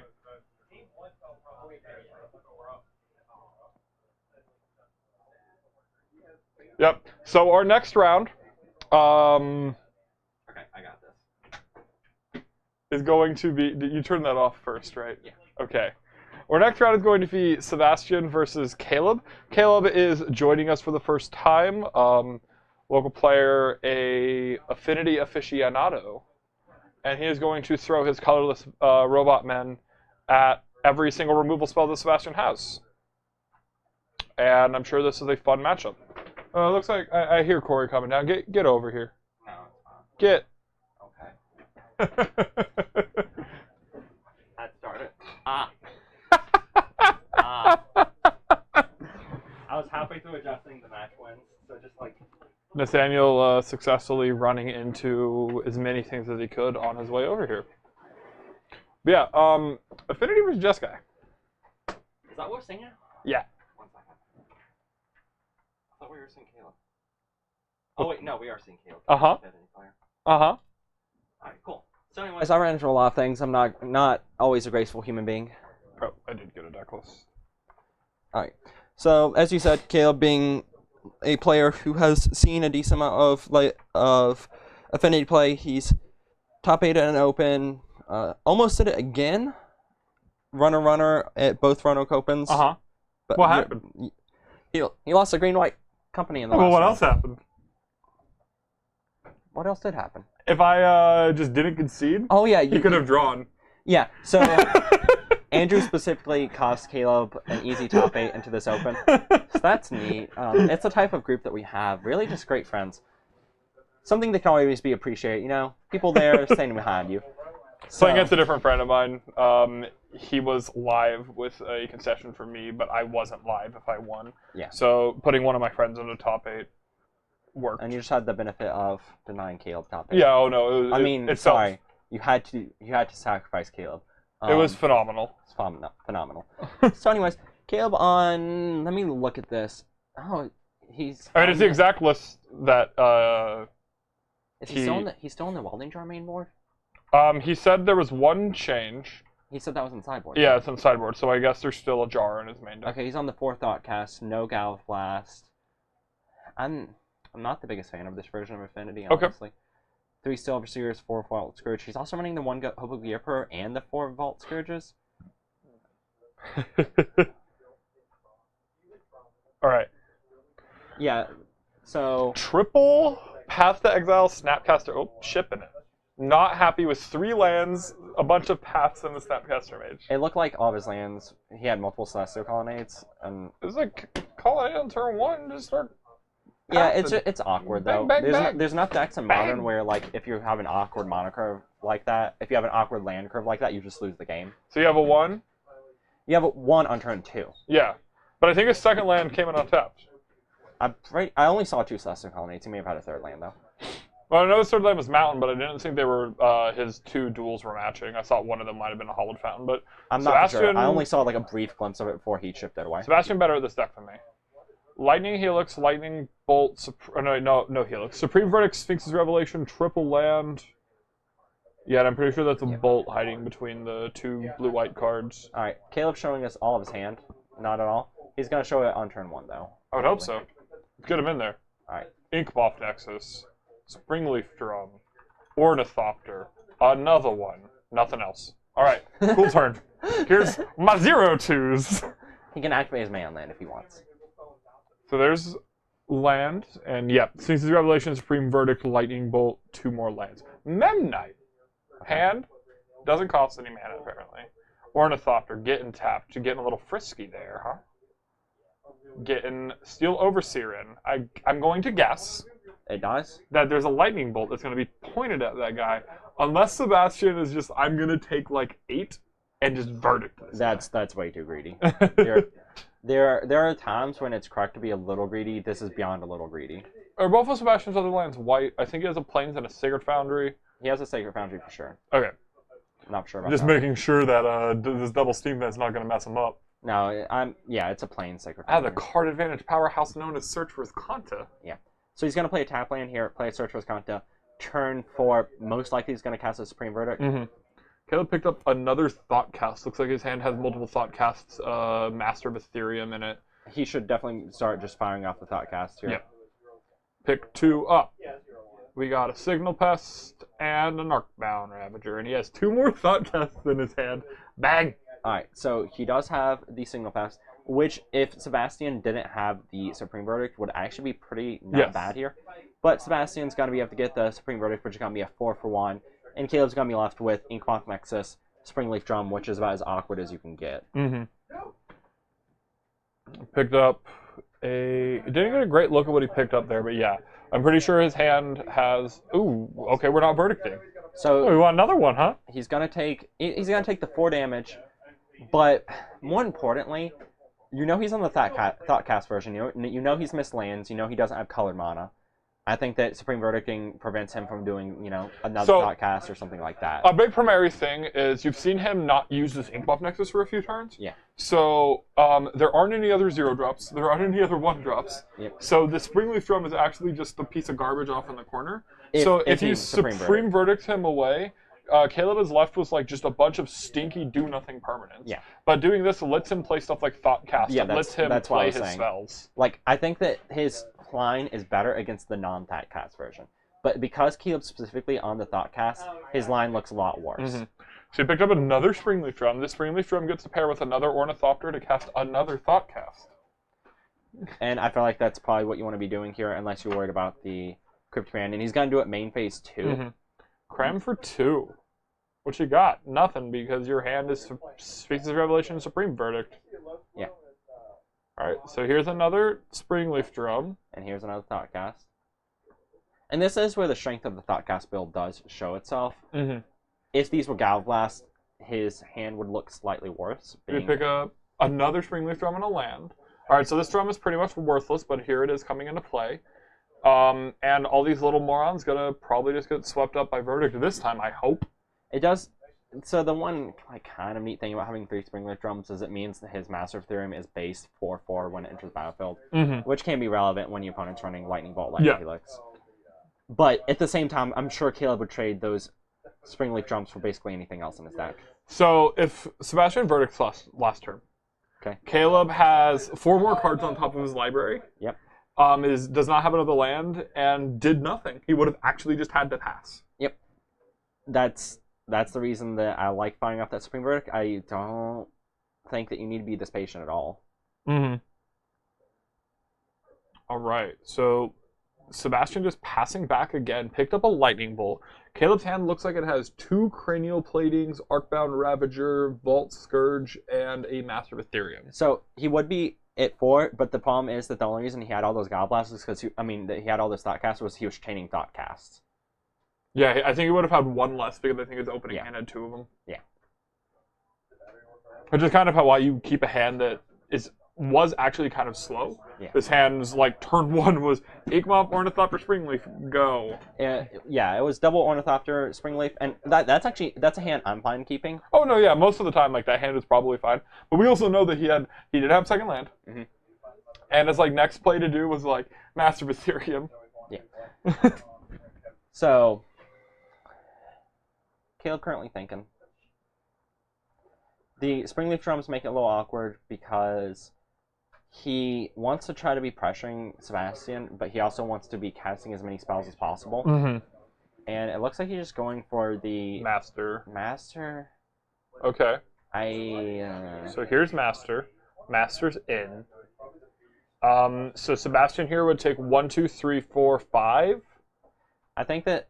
Enter combat, we're going to 1-for-1 the Signal Pest to take And a few now more Sebastian's going to take 3 damage, and he's going to Wrath the Board. Yes. So you get to clean. So doing it this way, you get to clean a Master up with it too. And Caleb putting more? Okay, so one neat thing about not playing this Supreme Verdict at any point is it tells your opponent you probably don't have it, because there were so many situations where the Supreme Verdict was actually a really good play. That being said, I don't like playing the Master when you played the Master, regardless of thinking that the opponent has Supreme Verdict, because Master is one of those cards that's like, it's really bad to basically everything in your opponent's deck. Yep. 1 mana, Serum Visions. Let's get some more information before we get rid of these morons. We already did that. Yeah, he left I think he left his Visions on top. I believe that Caleb was just asking what he did with it, and he was like, I left it on top. So, Sebastian's doing a little scry action.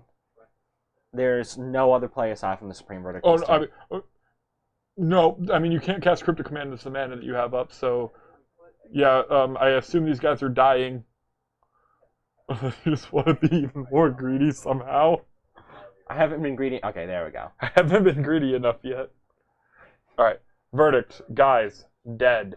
Caleb's hand, cranial platings. Yeah, so I should mention that at this point I'd like to think that I have enough experience to come myself a somewhat decent Affinity player. And this is the worst matchup. Oh no, yeah, this matchup is horrible. So the Jeskai Flash and the Jeskai Geist builds are not that bad. This particular build, though, the hard control version with the Supreme Verdicts and the so many removal spells, it's god-awful.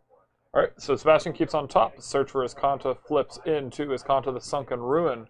Have to take it on 2 sleeves. Because he's using the Smokies. Picks up a land, it looks like. Land... Oh, no, Cryptic Command. Okay, better than Cryptic land. Command, Supreme Verdict. Oh, a triple cranial plating, huh? That's what we want, right? the most awkward thing. Triple cranial plating Master of Ethereum? So, you can win this matchup in a couple different ways. What's the draw that Caleb has? No. A quick cranial plating is one of the ways you win this matchup. 3 cranial platings when you have nothing going on, how you lose this matchup. So, would you say that this 2-drop that you're playing on turn 7, I think? Is this like quick? That. No, it's not. Cryptic Command, counter drawing, I would assume. Picks up another card. I can't get a good look at it, but it looks like a Snapcaster Mage. This is also one of the matchups wherein being on the Thoughtcast version is worse, in my opinion. Mm-hmm. Because, say if you're playing in something like Jund, I'd rather be on the Thoughtcast version because you're trying to play the card advantage game with him, you're trying to play the card value game. Whereas with Jeskai Control, you cannot play that game. You are not trying to go, I'm going to outvalue you, because you're not going to outvalue them. Yeah. Your 1-mana divinations aren't going to beat their every single card I play, the 2-for-1. To put it simply, you're trying to cheese them out game 1, and game 2, and game 3 if you go there. You're just trying to cheese them out. Just trying to cheese. And There's not a lot of cheese. Galblast, cheesy card. Steel Overseer, is that what he wanted? Apparently that's a card you sideboard out in this matchup. Oh yeah? Because it's bad. 3 mana, huh? Oh, here's Master of Ethereum. Is this one good? Does this play? So, Master is the best play on this turn, I will say. Because it's the only thing... Caleb has to live in Magical Christmas Land, wherein Sebastian has nothing. Alright, so... Do you think he's going to have nothing after when he picks 5? And then 1 for turn? I mean, he could possibly theoretically hit 6 blanks. He could hit, yeah, that's not possible. Alright, so is Electrolyze, land, search for Iskanta, Torrential Gearhulk a blank? It actually looks like his draws were a blank aside from the Torrential Gearhulk. Because currently Electrolyze is a stinker. Electrolyze is pretty bad right now. Though, is that Snapcaster behind the Torrential? Yes, he can Snapcaster Verdict. Okay, he has Snapcaster and... Yeah, okay, this is pretty good. I anticipate Snapcaster Verdict is the way we're going. Yeah. And then you can clean up anything that happens after that with your Torrential. Mm-hmm. That, or he might just try to get frisky and play the Torrential this turn, or Snapcaster the Sphinx's Wrath, if he wants to get greedy. He has a lot of plays that, honestly, I think he can take any of these plays and not get punished at this point. He is too far ahead for Caleb to... Oh no, I'm surprised we're still in this game. Like, from this point, Caleb's not at the point where he concedes. You have to keep playing from the Affinity side until your opponent has killed you when they're playing Jeskai, because theoretically there's always a chance. But realistically, he knows it, I know it, you know it, Sebastian knows it. The game's up. There's 6 cards in Sebastian's hand. Yeah. And a flipped Searcher's Conta. Yeah, no. I did not say your chances were good. I said I don't even think there's a chances. there I are think we are chances. just wasting your time. There's a chance your opponent makes a mistake. What mistake? Lightning bolt my face. I misclicked. Like F6 through his own turn? Yeah, F6 through his own turn. F6 through Sebastian's turn. F6 through everything. Basically how I treat life. Alright, so here's cranial plating. I don't imagine that we're going to have like any real response to this, because who cares? You have the interaction for every single creature that he's going to I put kind of up. like killing. I like countering it myself personally, but you don't need to. Which is like... Actually, So- no. Just let it resolve. Yeah, just let it So resolve. well, we definitely have this added information of we know that Caleb's hand is just a bunch of stupid cranial plating. Well, you can also make an assumption that his hand's pretty bad from this point because realistically, the turn he played the Master, like, there's been multiple turns where if he had something good, he's not trying to hold on to it. Yeah. Like, you can make a pretty good idea as to what's in Caleb's hand. I think modes are counter bounce master, which bouncing master doesn't really do anything if he can just play it again. If he has floating mana, the 1 mana and then the mana from the Archon River, so he just puts it back into play. Yeah. Play looking kind of goofy. Wow. But, whatever. It does, like, it... From this point, like I said, Sebastian can do whatever he wants. I think we're in this weird way where I think this is the beginning of that weird string of lines that like can potentially lose. Negative tempo, you gotcha. It's not even negative tempo. You just put it into play again. Yeah. Sebastian's like, I'll bounce you 1 creature, tap your team. Got him.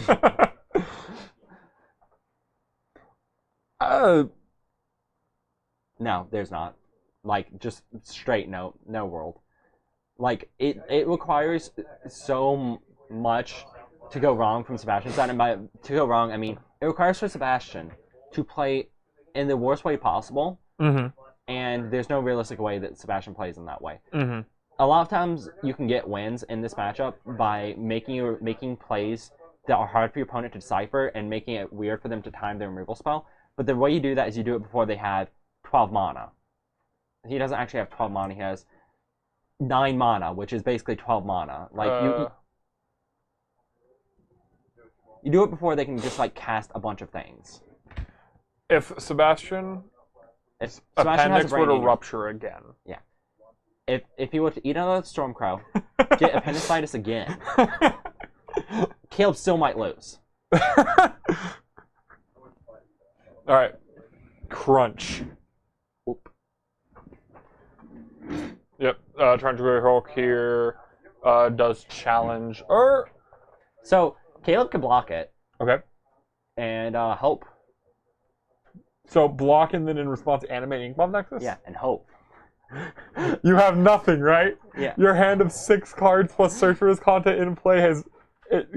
This comes out to nothing, right? Yeah, that's what your hope is. All right, so What Caleb pick up? it literally shouldn't matter. Like Sebastian has just so much going for him at this. Caleb could just like draw best card in the game. He could probably just draw Ancestral Recall. Like he could play Mental Magic for the rest of this game and it'd be okay. We'd let him do that. Caleb could literally just turn his deck upside down and be like, I want this card. Be like, yeah, of course you want that card. Thought cast? Yeah, cast it. Yeah, of course. Just Demonic Tutor 2 more times. Hmm. Yeah, that's fair. The issue with like trying to get like early Infect Pex in is for the first 4 turns of the game, Caleb had 1 land and it was the Ink Buff Nexus. Well, I think this is just one of those times where like Caleb had to make a bunch of suboptimal plays where he missed out on low points of damage because he was casting his thought casts. And his thought casts just weren't doing what he wanted to do in this matchup because you're trying to play the long game with that, whereas you need to be playing the short game in this game. Yes. Thoughtcast primarily in the deck so that you can keep up with your opponent's interaction. But when your opponent's interaction is every single card, you picking up an extra 2/0/2s isn't going to matter. Yeah. Like, the Thoughtcast build has the points where it shines, but I don't think we're in the point where you want to be playing the Thoughtcast build. Alright, Searcher's gone to find another removal spell. Oh, we want to still play, huh? We're still good to move. I forgot that there's some content in play. We're in combat, huh? Is Fashion just going to take it? Is that what we're doing? I accept these terms and conditions. I mean, you can get rid of this Master of Ethereum. That's pretty free. So this is the point that Sebastian could make a mistake, relevantly. Okay. Except for not really, because there's no feasible way in which Caleb wins in this. So if Sebastian activated Celestial Colonnade and put it in front of this Arcbound Navigator for some obscene reason, and then past exiled the Master, and Caleb's just like, put all my things on this guy, kill your other idiot for free, like, it still wouldn't matter. Yeah. I think you just Snapcaster Path. If he wants to put all his stuff on this Equoff Nexus, you just kill it in response with your other removal spells. This Like, Sebastian's being way too not reserved, not cute. I don't know what the word for what Sebastian is being right now is. You Steel Overseer. Does this one play? It doesn't matter. None of this matters. Something else? Oh, another Cranial Plating. Oh, No, it's a Vault Vault Scourge, Scourge. actually. We want to preserve our life total, though. I mean, that's actually kind of reasonable to preserve your life total. Oh, Electrolyze. Let's kill these idiots. That one, that Oh one. boy. Conservative, that's a good one. Get rid of both of them. No draw. He can't draw any cards. Don't let him draw any cards. Eat that. Eat it again. No card for you. He's not going to pick it up. Okay. I was ready. I think he's heads up enough to not pick up a card there. Oh no, man. Turn to another land. Alright. Alright, well, Caleb's now tapped out, so this Snapcaster plus Past Exile and this Arcbound Ravager means that these counters don't go anywhere. What's Sebastian's hand right now? I don't know. Does it have 2 Snapcaster Mages in Sure it? does. Reveal your hand. Take your hand. He has lethal. Take your hand face down. Pass it to Caleb. It doesn't matter. He literally just has lethal. If he has 2 Snapcaster Mages. He does. Lethal. Bam. Done. Nope, pass. Not interested. Opponent tapped out. Not interested in killing him. Why not kill him? I want to make him feel as bad as possible. Maybe he doesn't have any more fetchables in his deck. Well, let's count. 1, 2, 3, 4, 5, 6, 7. 1, 2, 3, 4, 5, 6, 7, 8, 9. Okay, there's still fetchables in his deck. Strong. So, yeah, he just was like, nah, I don't feel like winning today. So I could win this turn. Or I could win next turn. You know what I didn't know? What's that? Colonnade's like in the 70s. Yeah. Yeah. Coy doing a quick turnaround Yeah. of that one. 80. They're not What? much higher. Yeah, 80s and foils. No. Promos and foils are only like 80, 90. When did the promos become more expensive, though? Because promos usually are cheaper than... the promos for the Celestial Colonnades have been historically cheaper. I mean, I saw it. I'm pretty sure I checked like yesterday. Okay, that's weird. They're both the foil and the. Yeah, I promo remember are seeing the same spike price on per it. I don't...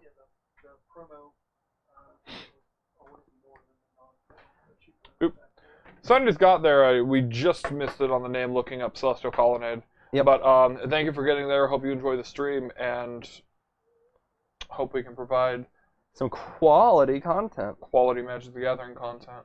Was I excited enough? Was I excited enough? All right. Quality. So moving on to sideboard. Alright. Which side do you want to take? I can take either. I can take both, whatever you want to do. I'll take. I can take Sebastian's. Okay, then. So I'm going to pretend that I'm playing a bad affinity list real quick. All right. Remember, one of these is that other thing. Oh, God. So name it off because somebody wants to know. Alright. So his list is 2 Grafdigger's Cage and... Nope. It's 1 Grafdigger's Cage and 1... Relic Regenerative. Why? 1 Relic... To what? I think we can see here. 2 Gearper Aether Grid, 3 Etched Champion, I can also and just- it looked like the 2 Thought Seizes is what he's bringing in. So what he should... Yeah. The X-Champions definitely come in. The Thought Seizes definitely come in. The Stubborn Now definitely comes in. I didn't see him bringing that one in. Which one? The Stubborn The Now? Nile. Why wouldn't you? I'm not sure. Definitely see the type of matchup where that's 4. I'm upset. So, also, you said you saw him grab Aether Grid? Both of them. I don't like that in this matchup. You're gonna tap your permanents and you're gonna hope. You're gonna deal 1 to him, and you're gonna hope it's good enough. Yeah, like I understand the argument that he's bringing in Stony Silence, but at the same time, you kind of have to ignore the fact that your opponent has things and hope that you can do better things. Also, do you know what's a good answer to Study Silence? It's Stubborn now. So now? Yeah. All right. Your opponent is on 1 Engineered Explosives, 1 Wear Tear, a Ceremonious Ejection, 2 Dispel, a Celestial Purge, a Disdainful Stroke, 2 Negate, a Ruined Halo, and is it Staticaster, 2 Click, a Verdict, and an Elspeth. I anticipate the extra Verdict come in. Easy to clean stuff up. Is it Staticaster? All those idiots have 1 Toughness. Ceremonious Rejection more than likely comes in. Just 1 for 1 is everything he's got. And Wear Tear destroys every single permanent he has. Both gear in the grid and regular permanents. Yep. And then Engineered Explosives, because most of his guys are small, tiny, and have roughly the same mana cost. Yep. So I gotta tell you, none of this is good for him. Not for Sebastian. All of this is good for Sebastian. All this is good for Sebastian. Mulligan, not good for Sebastian. Doesn't matter. Doesn't matter. So, fun story while we're doing this. I was playing a Jeskai control list at a States. Okay. I play against Affinity. Affinity player goes, I'm on the draw. I go turn 1, land, pass. He goes, all right, turn 1, 7 permanents. Pass. And I just drop my turn, and he's just like, do you just want to concede or something? I'm like, no. I proceed to win the game. Here's all my permanents on turn 1. Is this good enough? You mulligan to 5. It's like, not good enough, buddy. Get out of here. Fun fact: stupid if you have extensive play with both Jeskai control and Affinity, the chances you lose the matchup against Affinity with Jeskai control are almost nil. Because you just know all the cards you have to worry about. You know all the cards, and you don't know all the interactions that usually get the Jeskai players. So how's that for a turn 1, huh? That's how you lose. No, that's not actually how you lose. You can theoretically pull this out. Flying Man. Okay. Did he draw the Ornithopter for turn? He just did. Okay, then. It looked like it was the card in his hand from his opening hand, and if that was the case, I didn't like holding it, but... Ornithopter. Cranial Plating. Thoughtcast, land, and Etch Champion left over. Okay, this is actually a hand that can pull out a win here. Yeah. He does have the early Cranial Plating. He has some dudes, and Sebastian didn't have a turn 1 thing. And he doesn't have any interaction for an Etch Champion at the current moment. That Thoughtseize, can he cast it? Yes, he can. But he cannot do it and the Etch Champion or the Thoughtcast on the same turn. So at the current moment that we're in, any card that Caleb plays, that is the only card he gets to play that turn. I like casting a Thoughtseize, but... I would prefer casting Thoughtseize going into turn 4. Going into turn 4 is nice, but the thing is... So... If you don't cast the Thoughtseize, you're casting the Thoughtcast. Oh, you're not gonna run the Etch Champion ever? No, that's your most important card. Okay. And if it gets countered, you're gonna have a rough time. And it's unrealistic to think that your creatures in play currently are gonna live. So you want to do everything you can to protect it. So that Thoughtseize is gonna be used to protect his Etch Champion. Okay. And he's gonna fire off the Thoughtcast. All right. So Thoughtcast has a chance to draw into something that casts Thoughtseize as well. I also missed the fact that he had the Darksteel Citadel, so I actually like Thoughtcast a lot there. Okay. And he can cast the Thoughtseize now. Is that a Mox? Yep. Alright. So picked up a Mox. Mox lets you cast another card. You also picked up a Signal Pest, so we can still cast the Thoughtseize if we wanna. This hand's actually turned out to be pretty absurd. So here comes Thoughtseize. We see a couple lands. I think Snapcaster Mage, looks like maybe Sphinx's Revelation in the very back. It's hard to tell. I know there's a Cryptic in the hand, though, from him flashing a little bit forward earlier I think that's the path at the front, but it's really hard to tell. Path is in the hand, and yeah, that's what that is in the very front of the hand. Think So about if he he's wants thinking to about fire it off. And he might be firing it off on that Vault Scourge, I suppose. Doesn't feel good. Flying Man. Hey, get Flying Man out of here. And Caleb's on the one island. And there it is. And we see Snapcaster, Cryptic, and 2 lands. So I anticipate Cryptic Command is the card that's getting taken here. It's Cryptic, or there's even an argument for the other Snapcaster Mage, but you probably just take the Cryptic because it's the only non-redundant card. Mm-hmm. There's also really only one card in Sebastian's graveyard at the moment that even gets Cryptic or Yeah, Snapcaster Mage. but if Sebastian were to draw 1-drop removal in his next 2 draw steps, Snapcaster Mage on turn 4 can be a very real play. Yep. So it depends on if Caleb's trying to play around Sebastian's top decks or just playing around what's in Sebastian's hand. Sebastian going to go ahead and activate an ability in the middle of the resolution of an effect. Pretty unsure as how we got priority. We'll let it slide. We'll let it slide. Tanking really hard on this. So, I don't know we do know his entire hand. I'm trying to think about what it is, though. So, given his hand, everything you're casting, you're not casting anything beyond turn 4 that you care about getting Cryptic Command at. Mm-hmm. So the Cryptic Command actually doesn't hurt that much, but can tap down your team. Snapcaster Mage doesn't currently get that much value, but can you beat him drawing a 1-drop removal spell and then having the Snapcaster? Probably so. So yeah, taking the Cryptic just means that it's harder for him to deal with that Edge Champion that's just going to start munching on him next turn. It looked like he picked it and then he double checked. So okay, so we're gonna go ahead and take one of the Snapcaster Mages. I think both plays were fine, honestly. And then more than likely, just gonna go ahead and play Signal Pest, suit up this Ornithopter. Last card in hand is Etch Champion, and coming for a big old 4/5. Get him. If it helps any, to throw out my personal opinion, I would have also taken the Snapcaster Mage. Okay. Sebastian draws Supreme Verdict. That's a good one. It's kind of good, but also kind of bad because of the Inkmoth Nexus. Okay. Well, so Inkmoth Nexus right now is not a quick clock in any way, shape, or form. It's not a quick clock, but it does leave Sebastian open to some type of follow-up, like if Caleb were to draw another Cranial Plating or something like that, okay, he would possibly be dead. But that's kind of living in magical Christmas land, if we're being honest. That's only this turn. He had to have drawn that plating this turn. But yeah. So here, Caleb goes ahead and crams in for 6. Yeah, but it was 5 last turn, so it's 6 this one. And getting a yell in the chat about Inkmoth not battling. So, alright.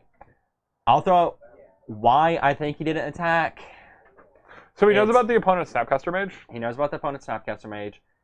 And he's probably playing around with the Supreme Verdict, but the thing is, Sebastian had very few draw steps to draw into the Supreme Verdict. Mm-hmm. And at this point, you're going to have to just accept the fact that you might not be able to beat that Supreme Verdict.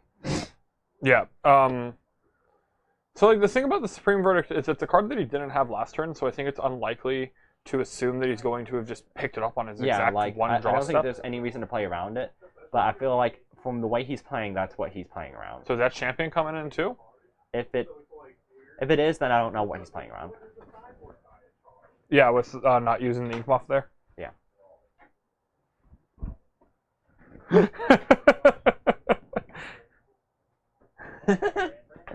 Nah, man, just main phase 2, cast both my dudes. Whew. How do I get blown out? By this card that I drew the turn right after you thought seized me. This is how, buddy. Yeah, like... the thing is, by attacking with the Inkmoth, you do force the Path Exile, which I like. So I actually like activating the Inkmoth, given how your hand is working. Caleb's throwing his hands up in the air. Had to draw the exact perfect. At the same time, his line was just so wonky. Like, yeah, if you're gonna put your guys into play, why are you doing it post combat? Yeah, like there's a reason for doing the Edge Champion post combat. There's a reason for doing one post combat, but not both. You're just missing out on damage. So coming in for 6 Infect. Yep. Putting Sebastian up, and now Caleb has no threats other than the Inkmoth Nexus. So next turn, the Snapcaster Mage just answers the Inkmoth Nexus for the rest of forever. Yep. I was hoping it's not 7, and Sebastian wasn't trying to find a 7 on that 6, but... Alright. Sebastian was a land. He has Search for his Contus. But no. Yeah, Harley, I do agree with you. On Cam. Anyways, so... Sebastian stabilized at 5. So can I say something real quick? What's that? You got so much going on, man. Why aren't you coming in here and battling? I'm sorry, but That's fair. Yeah. Search for his Conta coming down, Snapcaster plus Cryptic Command left over. Not sure what Caleb has to draw out of this anymore. He doesn't play any Galvasts. Why haven't we? I mean, I invited him. That's awkward. Is it just like Kirby? Just how like Kirby never got invited? Yeah, man.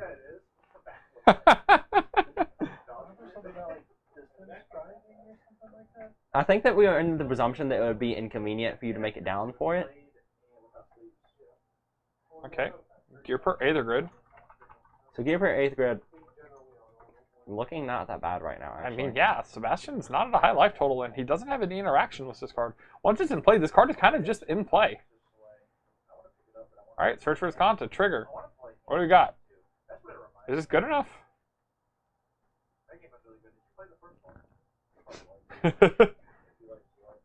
Alright, been a Cryptic Command. Don't need another one of those. Gear Prior Aether Grid is actually, I didn't even think about that as like a draw for this situation, but this is probably like actually was just the best draw he could have had. It was the best draw, but I still don't think it validates it in this matchup. Okay. But Picked up a Logic Knot for Huge draw hand. for turn. So Snapcaster Mage, Logic Knot, Cryptic Command in the hand. Snapcaster's targets in the graveyard currently pretty much just past exile with not having another land. Logic Knot and Snapcaster Mage playing the sweet negative synergy game with the Searcher's Content. And Tuya. and also down Sebastian to can no longer 3. crack his fetch land. Yeah. And does he have a Cryptic Command in hand? Yes. Okay, so he's not technically dead currently Okay. because he can bounce the Gear for Aether Grid on end of turn, But if Caleb puts a artifact into play, and he loses the game, Mhm. which is neat. unless it costs more than, I guess it has to cost 1 mana. The artifact that he plays, 1 or 0. All right, that usually indicates 1 or 0, unless it's a thought cast. He's thinking. All right, He is. that's lethal. You have to respond by bouncing the Gear Repair. Or logic nodding it, I guess, but that also leaves you dead. So from this point, Yeah, 'cause if you do that, you're dead to the Ink Moth. I.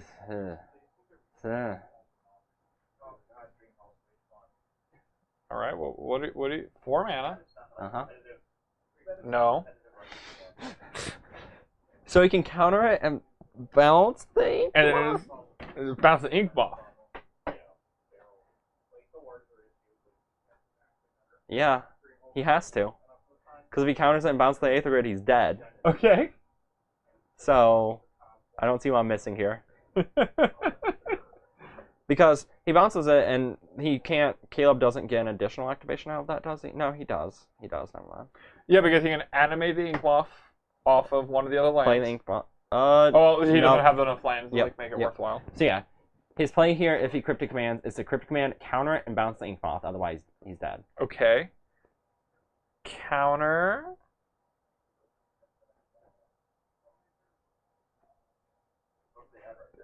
Nope. Okay, he dies. He's dead. Caleb nodding his head. I really hope Caleb just passes here. Harley will just actually die. Harley will drive down here tonight. 3 mana. He's No. playing the Aether Grid. No. Oh, he's putting his like.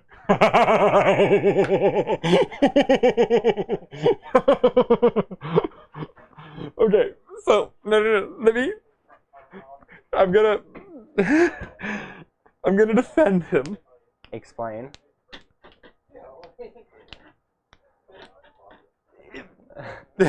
If Sebastian has another Path to Exile? If he has another Path to Exile, it's blown out. Not even. It puts him down to 2, and then he has to have a counter spell for the Aether Grid on the next turn. Uh-huh. So what he should have done Uh-huh. is in response to the Aether Grid getting bounced, he should have 2'd him with the 2 permanents that don't need to be on, or done 1 with the 2 permanents that don't need to be untapped, Yep. and then left him at effectively 1. But I mean, now he ends up getting the win either way because, or I mean, Search for Content could find a Lightning Helix in response, I guess.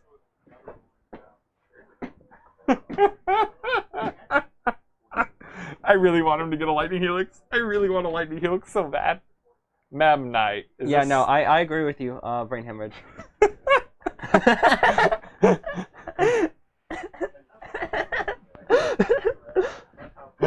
I will not try to remove you, Harley. You wanna get in here and see some of this fun Harley screaming at Caleb? Alright, so Caleb's just in the tank. He's like, Okay. I can't figure out how to kill him. My opponent's at 2 and I have 4 artifacts and 5 artifacts in play. How do I kill him? Tap them. Deal 1 to you. Alright. Response is gonna lose. Okay. Respond. It resolves, huh? Oh, look what we found.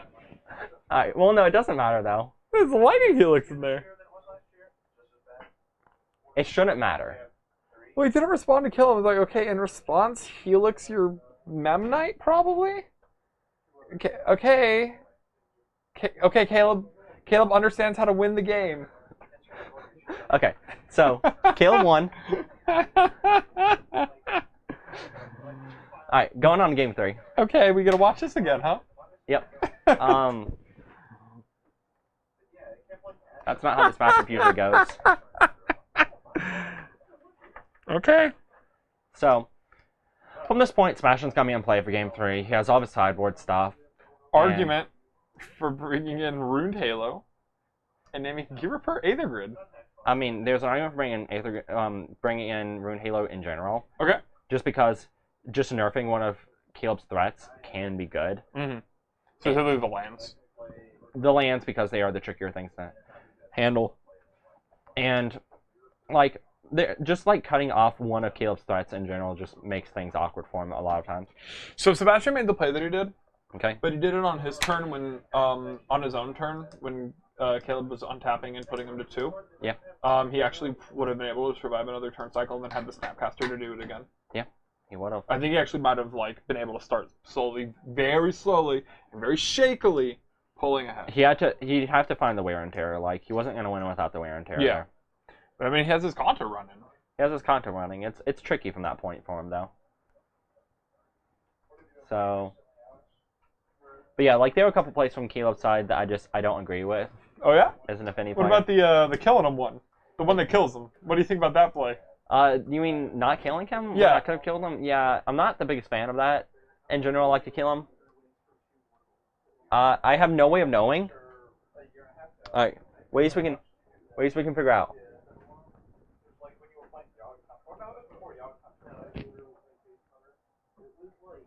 Hey Caleb, could you do me a favor? Okay, if you sidebar out Welding Jar, can you put your left hand over the Get There symbol? If you left it in, put your right hand over the Get There symbol. Okay. Was that yes left or it no? in. If Sebastian understands we could have just put it on the table. No, it's fine. Like, it's not relevant information, and because So is this supposed to stay in this matchup? yeah, sure, Was it yes? yeah. It's So it counters some removal spells. It counters his Bolt, his Supreme Verdict, and his Helix, and that's good enough to leave it in. Okay. And there are other cards you can cut. You know what else you could have just had him do? What's that? Give you a thumbs up.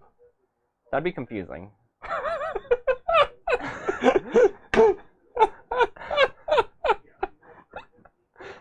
How? The perspective.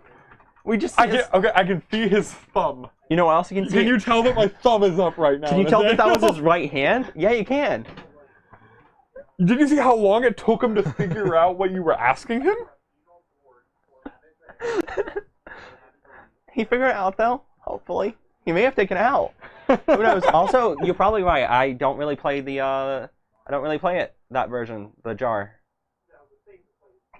Is it right to take it out because you shouldn't be playing the jar? Is that why? It's right to take out the 75, correct? And I don't believe he sided it in the stub, which is just blatantly incorrect. Yeah.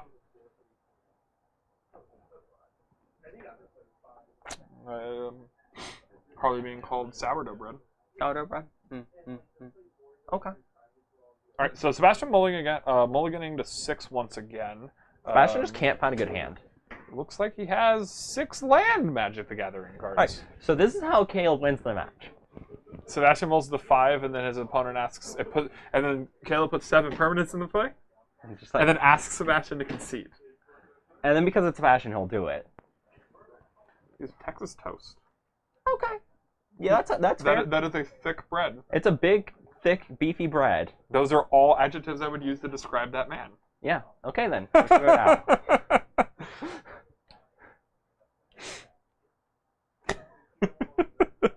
All right.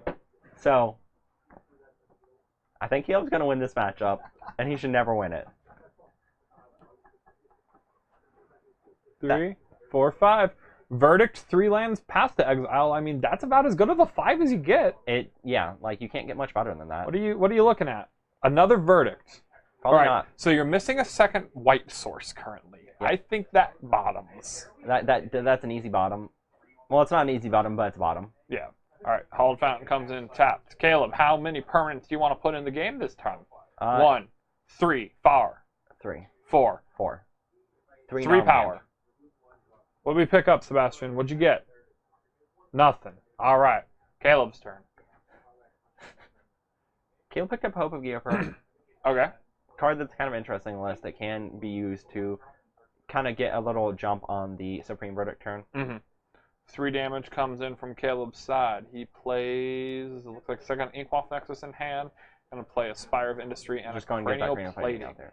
I'm going to try to punish the fact that Sebastian... Sebastian's last draw step was a Torrential Gearhulk. It picked up another Path to Exile. So, alright, so we're banking entirely on finding another white land off the top of her deck. Caleb picks up a 3rd Inkmoth Nexus. Yep. Caleb's start pretty fast here.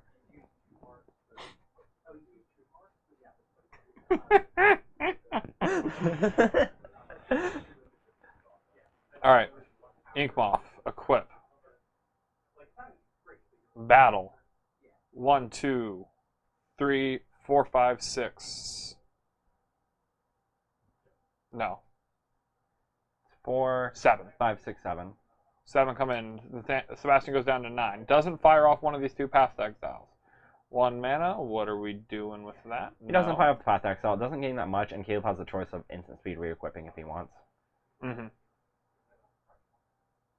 Hope of Gearper. That guy had to connect if you wanted to beta Verdict. Yep. So if he plays it this turn, the question he has to ask himself is, what does he really gain from it? What does he lose by not playing it?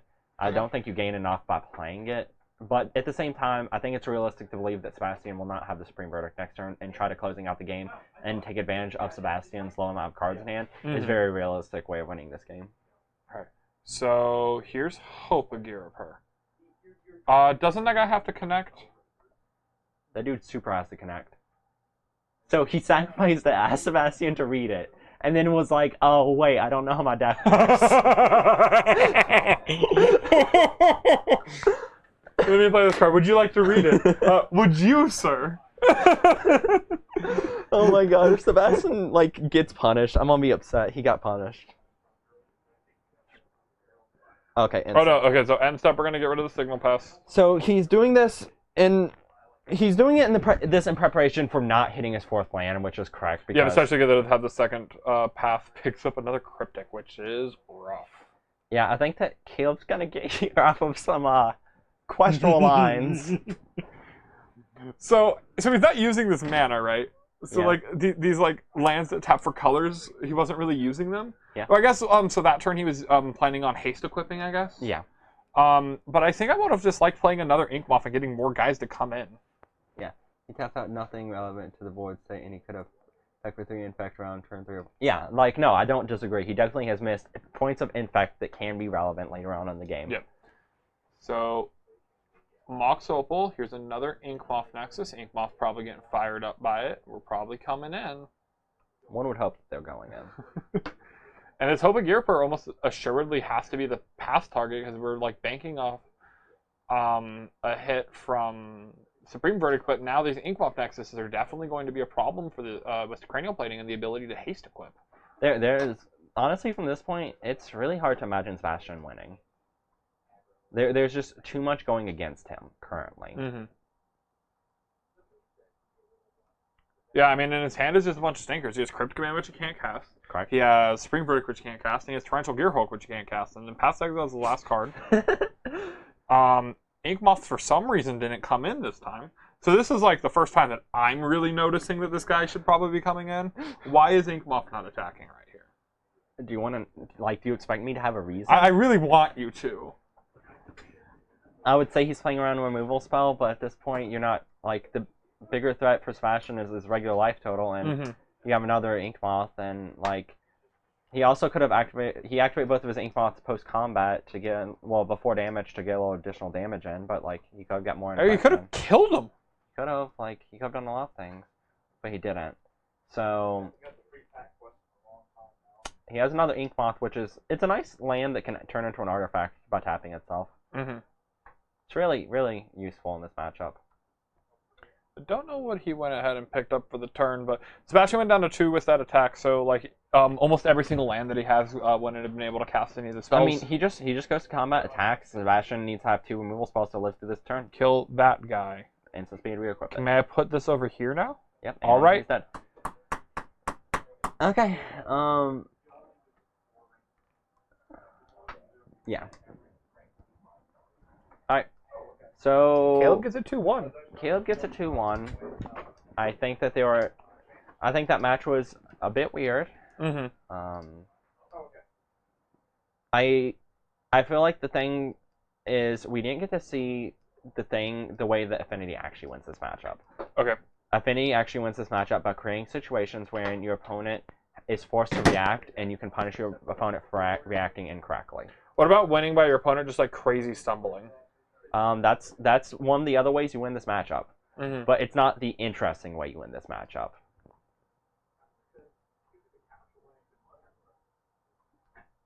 So, what's our next matchup there, Corey? Ryan and Kirby. All right, so we're gonna get some Bane Eldrazi versus Mono Green Tron action going on. So these are both decks we've already seen before in different matchups. Mm-hmm. It's a matchup that probably haven't seen in a while. No, not at all. And Mono Green Tron wasn't really around when Bane Eldrazi was a really popular deck. So as far as Tron went, its best threats in Karn, which playing a 1-for-1 game against E-Winter was not what you wanted to do. Nope. And then Ugin doesn't do anything. Yep. So like the only threat that you really have was like your Oblivion Stones, and like they just saw us here. So like Tron was pretty much completely in existence during E-Winter because E-Winter Eldrazi just kind of did your thing but better. Yeah. So that being said, it's gonna be a matchup that we'll get to see a little how it goes. Who would you put to be favored in this matchup? I'm pretty sure it's Bane Eldrazi, but so they're kind of playing that similar game plan. Mm-hmm. They both have a reasonable amount of they both have large threats. Yep. The two players don't interact with each other very much until one of them kind of has their thing going on. Yep. Karn is good if we're in a 1-for-1 battle, but so is Thought-Knot Seer, so is Matter Reshaper. Ryan has cards like Ugin and cards like All Is Dust that really just don't have an effect on the game, but he also just has cards like Wormcoil Engine and Worldbreaker that have massive effects on the game. Yeah. So I think this is a very even matchup if I were to look at it from the... So when I say favored, I mean to say I think it's slightly.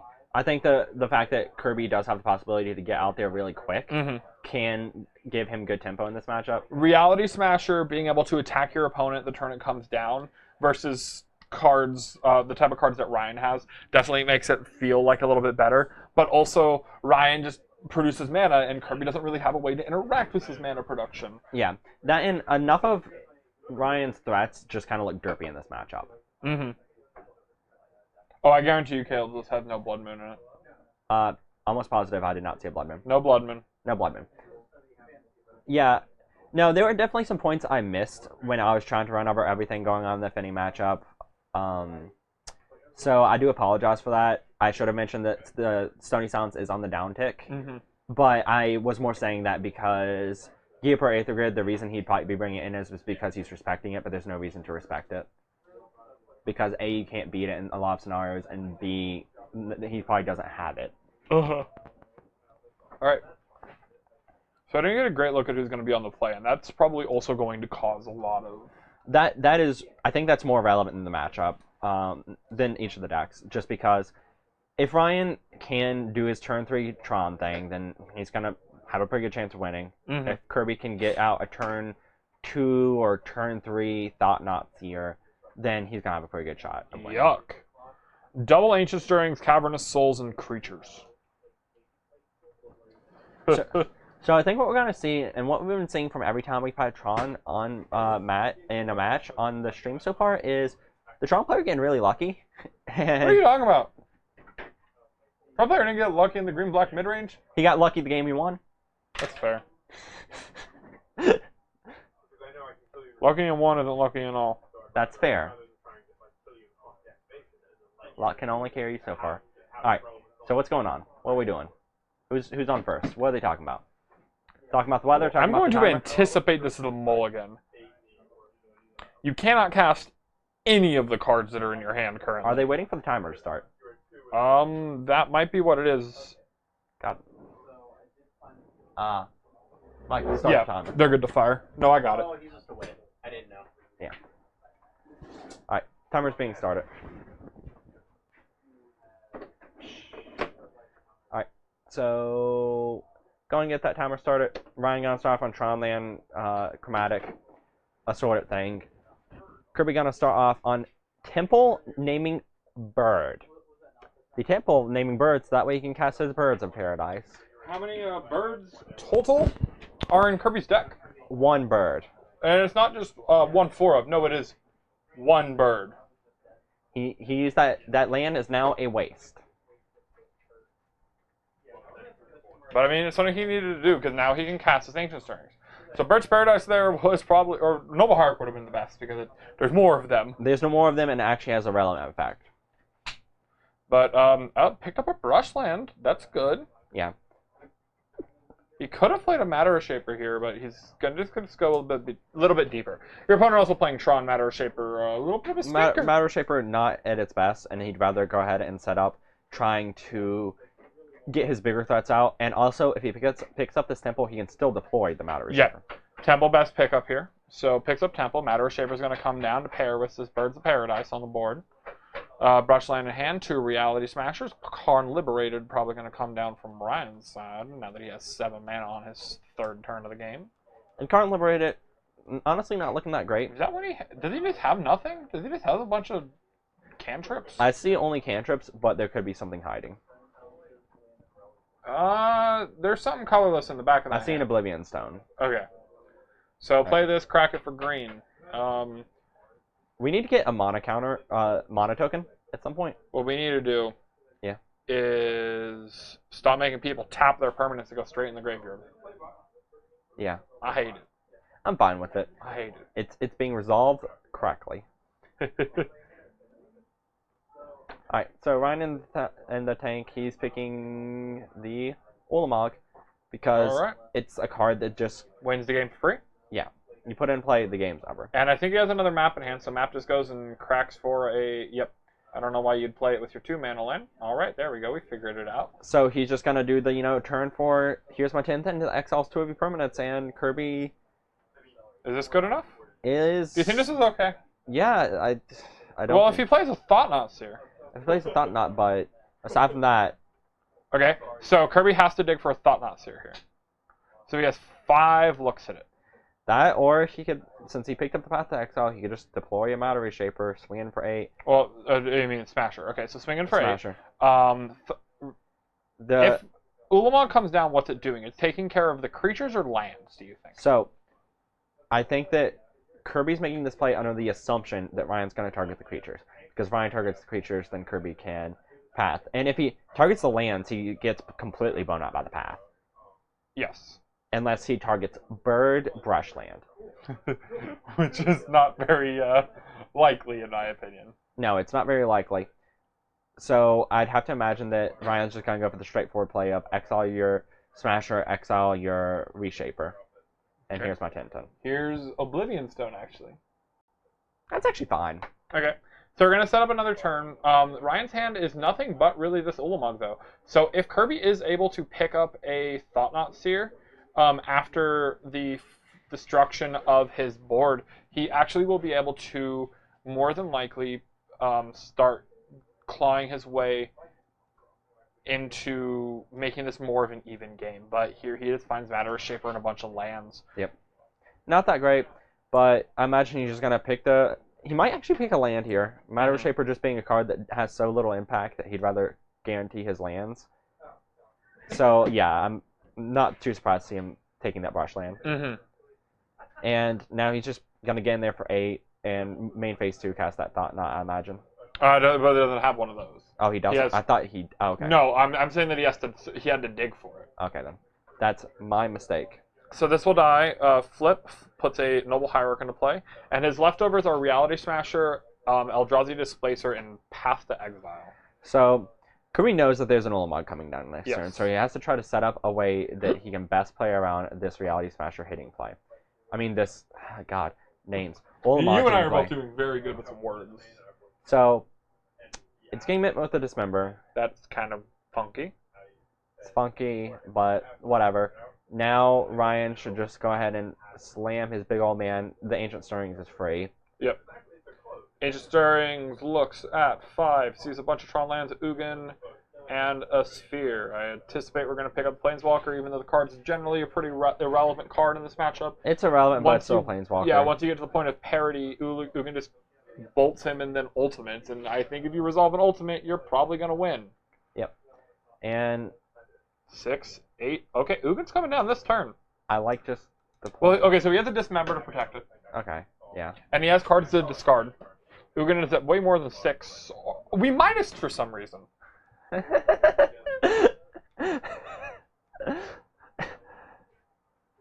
I'm not gonna take very. No, I want you to explain it. Why did we minus? And then also tap our expedition map for some player map and explain to me. I need it. Because we're bad. As simple as that, boys. Oh. And because now a Reality Smasher comes in and gets to crash in for 5 with that, your Dismember sure gets to answer it, but now you don't have any like good cards to discard to Dismember. But that's coming in face. I think that's fine, actually. Yeah. I mean, Ugin's not really doing much if he's going to Ugin- minus instead of plussing it for some reason. Ugin doesn't kill it, and Mark, if I had an answer for you, I would give it.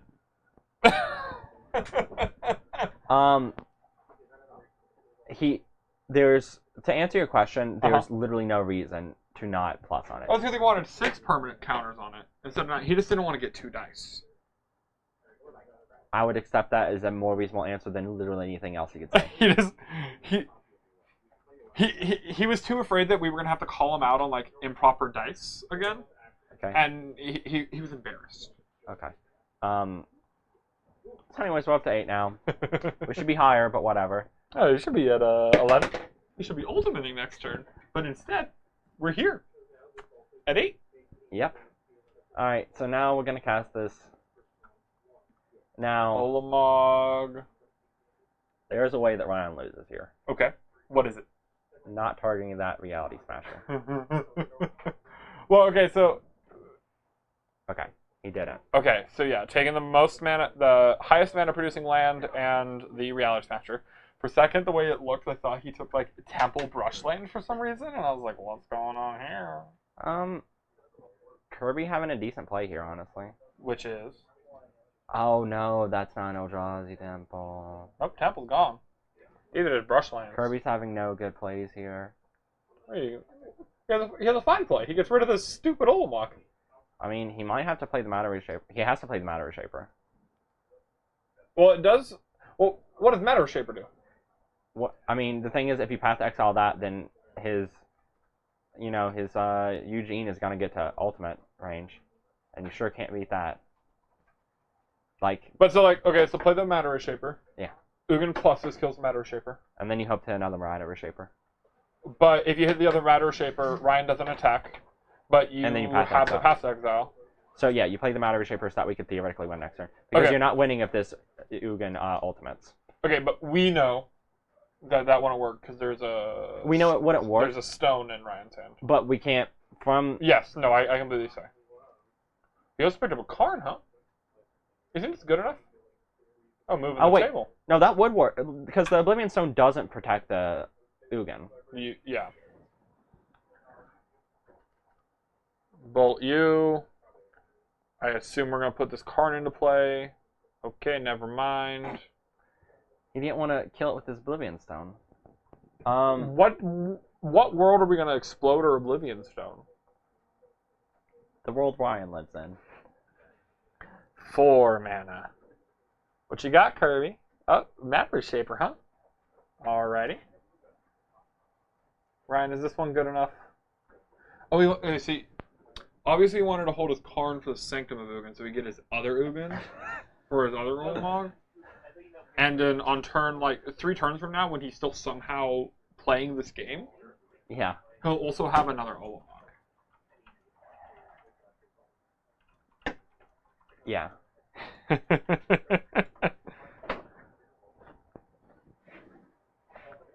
Alright, Stone, put a counter on this. Alright. Put a counter on this permanent that I'm going to get rid of next turn. He's going to bolt him. Guarantee it. What are we doing? What are we doing? Alright, now we're draw step. Okay, we figured it out. World Breaker. Alright, so you can exile 2 of his land Magic the Gathering cards now. Correct. How much mana does he have access to? He has access to 10, 11, 12, 13, it looks like. Yeah, so you can get rid of both of them. If he has 13? Well, he gets to World Breaker, Okay. trigger. Okay. What do you get with this? Exile Cavern. Okay. Well, the cavern's on Bird. Oh, no, yeah, that's right. This Cavern is worthless. Yeah. Get a Wormcoil. I guess we're playing Wormcoil? Yeah, that's the game. Well, he only... He has 7 mana. Yeah, he has 7 mana, so... Well, I mean, yeah. getting Wormcoil is fine because you're just going to ultimate this Ugin, right? Yeah. Right. There's no reason not to. Or you bolt him. Yeah, man, what floats your boat? Yeah, man, that's neat. Bolted. Noble Hierarch, in play. Get in there. Okay, so... What happens from here?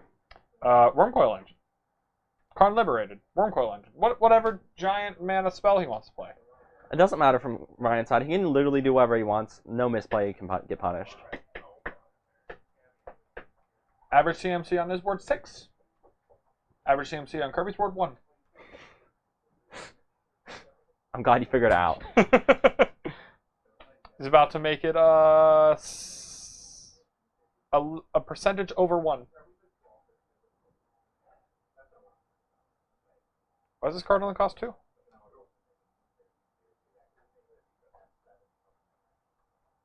There we go. Figured it out. You see how like Kirby's doing here? What's that? He's bluffing that he has a pass exile. Ryan, not going to have any of it. Block, sack. No life for you. No thank you. Ugin. Okay. All right. Ugin goes down. Ryan, gain 7, draw 7, put 7 into play. Is this good? Are we still here? 2, 3, 4, 5, 6, 7. All of them come into play. Or I guess 7. 7 of them come into play. Well, you're probably only putting 6 of the ones you drew because you drew 2 Karns. Yeah. He might. All right, so second Wormcoil Engine, Karn Liberated, lands. I anticipate we're going to put this replacement Ugin into play because it's going to be at a much higher loyalty than 2. Yep, replacement Ugin. Get this old one out of here. He is at more than 2, though. He is at 7. He does not have a fate counter on him, though. 7. Okay, so we're done resolving. Okay.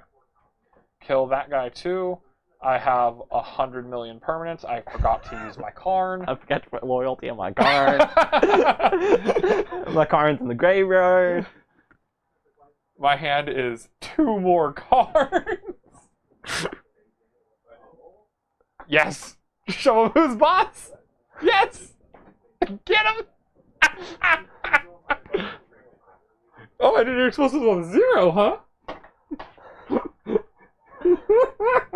I respect Kirby's just like, nah, I'm not gonna concede this. I would like to activate your Oblivion Stone for you. I will put this one in the graveyard, huh? Oh, man. Okay. So let's look at those sideboards. So this is kind of what I was talking about, though. While Kirby does have a little bit more pressure in his general game plan, both of these decks are looking to go a bit longer. Yeah. And if the long game happens, Ryan is a bit advanced. Though, that being said, we can both admit that Kirby's start was kind of... It became derpy at a certain point. He had to put Cavern on Bird. Yeah. So, alright. So, from Kirby's side, we have Engineer Explosive, Ceremonious Rejection, 2 Grafdigger's Cage, 2 Natural States, 1 Relic, 2 Stubborn Denials, 2 Blessed Alliance, 1 Negate, 1 Rest in Peace, and 2 Stony Silence. Okay. There's a fair amount of cards that have merit for coming in. The Ceremonious Rejection, the Stubborn Denial, and those are the cards that definitely come in. Beyond that point, you're probably bringing the Negate is coming in, and there's an argument for bringing in Stony Silence. Okay. From Ryan's side, we have 2 Grafdigger's Cage, 3 Nature's Claim, a Pithing Needle, 2 Relics, 2 Spatial Contortions, a Warping Wheel, 2 Thought-Knots, and 2 Thragtusks. They make the Thragtusks come in, they fight the ground battle pretty well. Yep. gain them some life on the way. I would not be surprised to maybe see like the one Pithing Needle come in. There's a couple activated abilities that might matter. Mm-hmm. There are some situations where locking out Drowner of Hope matters. There are some situations where locking out Eldrazi Displacer matters. Yep. Thought Not Seer, you can give him a taste of his own medicine. Mm-hmm. Give him a little spoon. Other than that, I don't really see any reason for that. But yeah, as stated, Pithing Needle would name either Drowner of Hope or Eldrazi Displacer.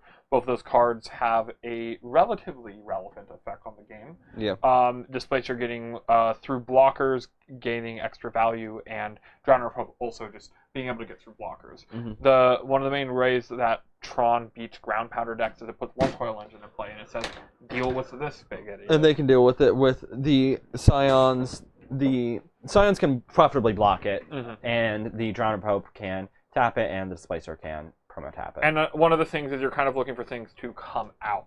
From the Tron side, you do have a lot of these cards that are kind of goofy. You have your Ugins, and I really hope Ugin comes out. I know it won him that game, but if Ugin is still in the deck, I'm going to be upset.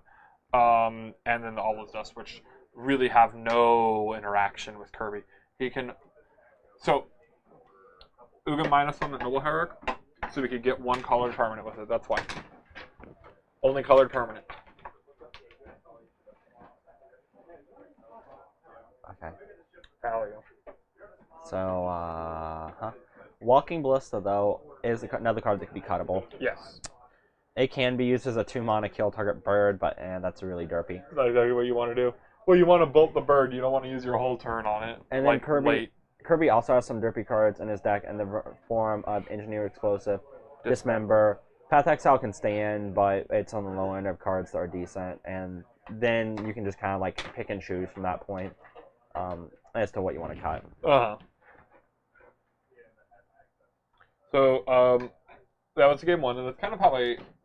So if Kirby had a little bit more of a faster start that didn't have to go digging with Ancient Stirrings to be able to play, there probably would have been a bit more of an even game there, but I still think Ryan would have got it. Yeah, I think Ryan would have got it, but yeah, like you said, it's one of those matchups where it feels even-ish.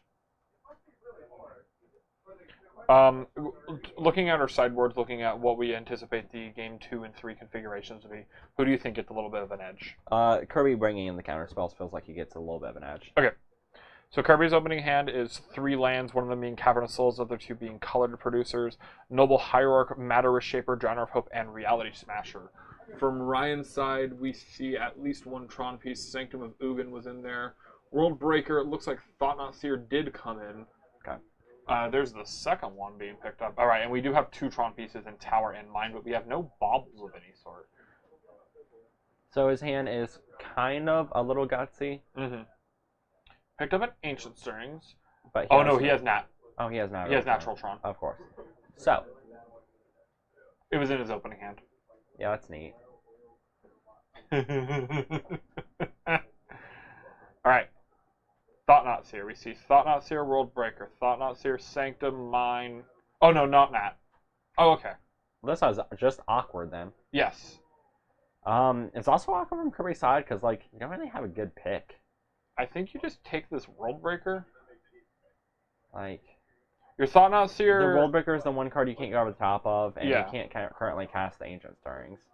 So you probably take the World Breaker, but yeah, the other 2 cards are also redundant because there's 2 of them. Like, aside from that, if you're gonna take a non-World Breaker card, I think you take an Ancient Stirrings. Okay. I think Thought Not Seer threatening to trade with your own Thought Not Seer actually does kind of matter, but it's more than likely not enough. Yeah. I mean, you can not keep a hand that has potential. Yeah, I'm not sure that this is actually a keep looking at it. I don't think it is. Yeah. Yeah, I don't like that hand. So... Like, you have 2 Tron pieces, but you have no way to dig to them. You have the Ancient Stirring, sure, but you don't have any way to produce colored mana. And, honestly, your payoffs aren't good. Like, a Thought Not Seer, not good. I think this is the age-old Tron hand that looks like it's okay, but is actually pretty bad. Yeah. And this happens a lot with Tron. You get these type of hands that are like, well, I have lands and I have spells. But the thing about Tron is your lands need to be specific and your spells need to be castable. Yep. And this hand doesn't cast the cheap end, Yep. and it doesn't cast the high end of his hand. Nope. So we're not hinging on either side of the Tron argument. Yep. So Kirby gets to play Reality Smasher here and attack for 12 and put him to 4. yep. Instead, he's going to no, just do exactly that. The only punish is power plant off the top. Yep. Sphere Sphere could pick up. into Ancient Stirrings works too. Yeah. Karn. That's not a punish. All right, and we're all done here. So anyways, So you know how many spells Ryan got to play? was it 0? It was 0. So there was a comment from Ryan where he said we could overhear it in here. You guys couldn't, but he made a comment of it's a hand that has a natural turn, the possibility of natural turn 3 Tron.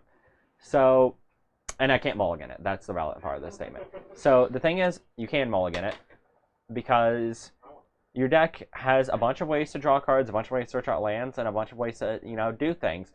And that hand didn't have any ways to, a way to do any of those things. Also, it going back to the original statement that I made, didn't have a good payoff because you can't even you need to hit, in order to hit that World Breaker, you need to hit a green source and a Tron land. And the Thought-Knot Seers, turn 3 Thought-Knot Seers, sure man, you do that. You play that fair game against Bane Eldrazi. See how that turns out for you. And also just like on the specific statement, well, this hand just has the chance to naturally turn 3 Tron. Like every hand in your deck has that chance. Like it's really like it's one of those statements that like that get a lot of people when they're playing Tron, that they see a hand and they make a really greedy. They're like, I have 2 Tron lands. I have nothing to cast in the early game. I don't have a good payoff, but I have 2 Tron lands. I have some Tron lands, so this is good, right? This is okay. And I think that's one of those things that like mitigate the lesser Tron players from the Tron players that we like respect, like players like Joe Lissette when he was playing Tron. Joe Lissette and Todd Todd Stevens. Sorry, not Anderson. Are about the only 2 people that come to my mind, honestly. And it just comes from, you need to be able to look at these hands. You need to be able to look at your hand of 3 lands and 4 spells and tell yourself this is actually a mulligan because it doesn't do enough quick enough. That being said, Ryan, turn 3 Tron. Yep, when he has a real payoff in Karn. Yep. And otherwise, he could play Thought-Knot Seer with an Oblivion Stone if he wanted to. And this guy's coming in? We're not holding up that Ceremonious Rejection? No, I don't think he's coming in. I think he was thinking about tapping to cast something. Bird's Paradise. But instead holding up the Ceremonious Rejection because you have to respect it. Yep. Alright, so Kirby's hand, Ceremonious Rejection, Matter is Shaper, Drowner of Hope, Thought-Knot Seer, and Eldrazi Sky Spawner. So his hand, all spells, all fine cards, but definitely not what you want to be doing, and definitely not good against your opponent assembling Tron. One of the biggest issues from the Bant Eldrazi side in this matchup is it cannot interact with your opponent once they have Tron.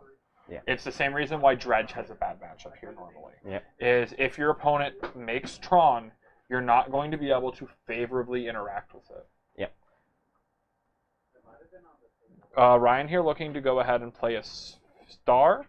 Probably going and cracking that into. No? So with those, it was like all the 4 that started vibrating. We can't find it. Or phones are both right here. More than likely, it's from upstairs. Alright, so right now I missed some things. Ancient Stirring. Okay, so cracked into Ancient Stirrings. Ancient Stirrings picked up a Wormcoil Engine. We have 5 mana left over. We're going to go to 3 mana. Why didn't he cast the card though? Because he wanted to do 2 things. Sure. It got the Ceremonious Rejection. But you have enough payoff in your hand that I think Yeah. you're just playing for it. Alright, so land number mana producer number 5, so that means that we can throw a Thought-Knot Seer in here if we'd like to. It looks like we'd like to. What do we see? We see Oblivion Stone, Karn, Wormcoil Engine, and some other Tron lands. So this is one of those times where I don't feel comfortable enough with the Eldrazi to name the pick. Because there's strong merits to each. I don't think there's a merit to... I think it's stuck between the Oblivion Stone and the Wormcoil Engine. Okay, yeah, so Karn comes into play, it minuses, takes care of your Thought-Knot Seer, you pick up a new card. Yeah. And then you can challenge it, putting it down a little bit lower, and then you can play something else if you'd like to do it that way. Wormcoil Engine is a card that you have a lot of trouble dealing with on the current board. But you have plenty of ways to answer it. You also have cards like Drowner of Hope Yeah. to. I keep agree it with the tapped. Oblivion Stone Soul because it completely blows up your board. Yep. It sucks seeing the other two because the Worm Coil curves really nicely into the Karn. Yep. I definitely agree with the taking of the Oblivion Stone as it is the most dangerous of the cards that Ryan has. Yeah, it just feels unfortunate because he can. I like casting the Worm Coil first, but Yep, I would agree with you there. but sure. Yep, so draw a card off Karn. Sees another card. Just never punish. Cool. So, What we get? Reality Smasher. Reality Smasher checks Karn. Okay. So kill that. And then another Karn comes down and takes the Reality Smasher. this is a neat game we're playing. And Ryan actually... Nope, he's 1 mana off. I was saying, I think he might have the mana to be able to Thragtusk plus Karn. Mhm. But I think he does have the mana to Thragtusk plus Wormcoil Engine. And that's what he I should would do. much prefer to see both of those cards coming into play. You need to pay 1 more mana for this boy. 1 more. Tap it. Just tap your 2/2 mana producers. Or you can tap non-matching mana. Or you can just continue being confused. 1 floating. Would you like to also put a worm into play? I would hope the answer is yes. Okay. Worm, confirm. Okay, he figured out how his mana works. Alright. So Kirby picks up a Thought-Knot Seer. Thought-Knot Seer, okay. So Reality Smasher trades this Wormcoil Engine. Him not having... Oh man, this is just bad for Kirby. So if you attack Reality Smasher, Uh-huh. Ryan's like, I'm just going to trade this with Thragtusk. Okay. And you blow him out because you're like exalted.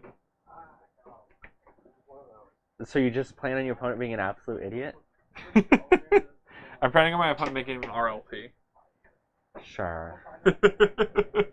Like, you do you, man, but like, Oh no. But I also think that like the trading with the Wormcoil Engine isn't terrible. it's not. Definitely not but what you want to do. It's not what you want to do. And, like, everything sucks from Kirby's side. So, It's not good. he can deploy 2/3 drops this turn if he wants to sacrifice a Scion to do it. Okay. But if we're being honest here, he doesn't really have a great play, and once that Worm Coil starts gaining Ryan life, it's going to be even worse for him. And it looks like he's going to make the play of deploying 2/3 drops. No, he's just going to take the Scion, prevent Ryan from getting a little bit of life here. Okay. My Or, issue with not attacking with Reality Smasher is if you let the Wormcoil stay, then he's going to gain life in larger chunks, and you can't block with Reality Smasher to make that. I think the thing is, he's not planning on winning through racing him. Okay. At this point, he's planning on trying to figure out a way of answering the Worm Coil clean. So he has to find a way to answer all the threats that Ryan has. No, like, I think that the thing is that Kirby's looking at a lot of paths that are all bad and hard to pull Well, no, off. path would actually be good. That's the best path to winning. Alright, so yeah, Kirby going to go and make the other 3/3. So I think Ryan has an Expedition map in hand, and if he does, he gets to play Expedition map, crack it for a Sanctum of Ugin, and then play Karn afterwards. Yep. Yep, it looks like that's the line he's going to make, because this lets him find Ulamog, and that pretty much shores up this game. And, like, if we're being honest here, it shores up a game that Kirby was already not looking great in. Alright, percentage chance of Ryan shuffling and then doing this play. It was high, apparently. Like, almost positive it would happen. Why? What are you worried about here? What, are you shuffling every time just so that Kosie's trickster gets bigger? He was thinking a lot when he was shuffling, too. Like, he didn't just, do a quick couple shuffles. Yeah. He was like, what am Alright. I doing? Play Sanctum of Ugin. Okay. 3, 4, 5, 6. Oh, we're gonna tap in an awkward way again, huh? Ryan is just like, I'm just always gonna tap this tower first. I don't care if it's the right land to tap. It is the first one that I'm gonna tap every time. I love that he just, like, I can't do mana. Don't let this man play Storm. All right. So we cracked that land. Shuffle again. Kosie's trickster. Another counter. Oh, man.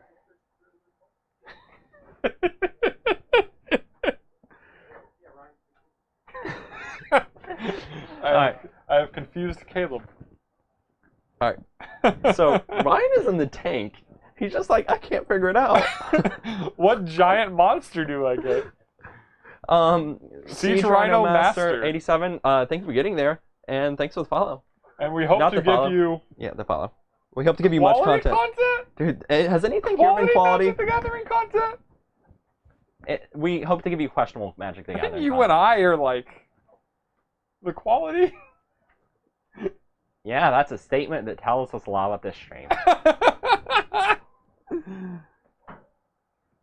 You know what's not quality? The gameplay. We're here to talk about the gameplay, though. We're here to help you guys get better than the people that are apparently playing. Don't worry, it won't be hard. Our stream is to make sure you don't make these mistakes.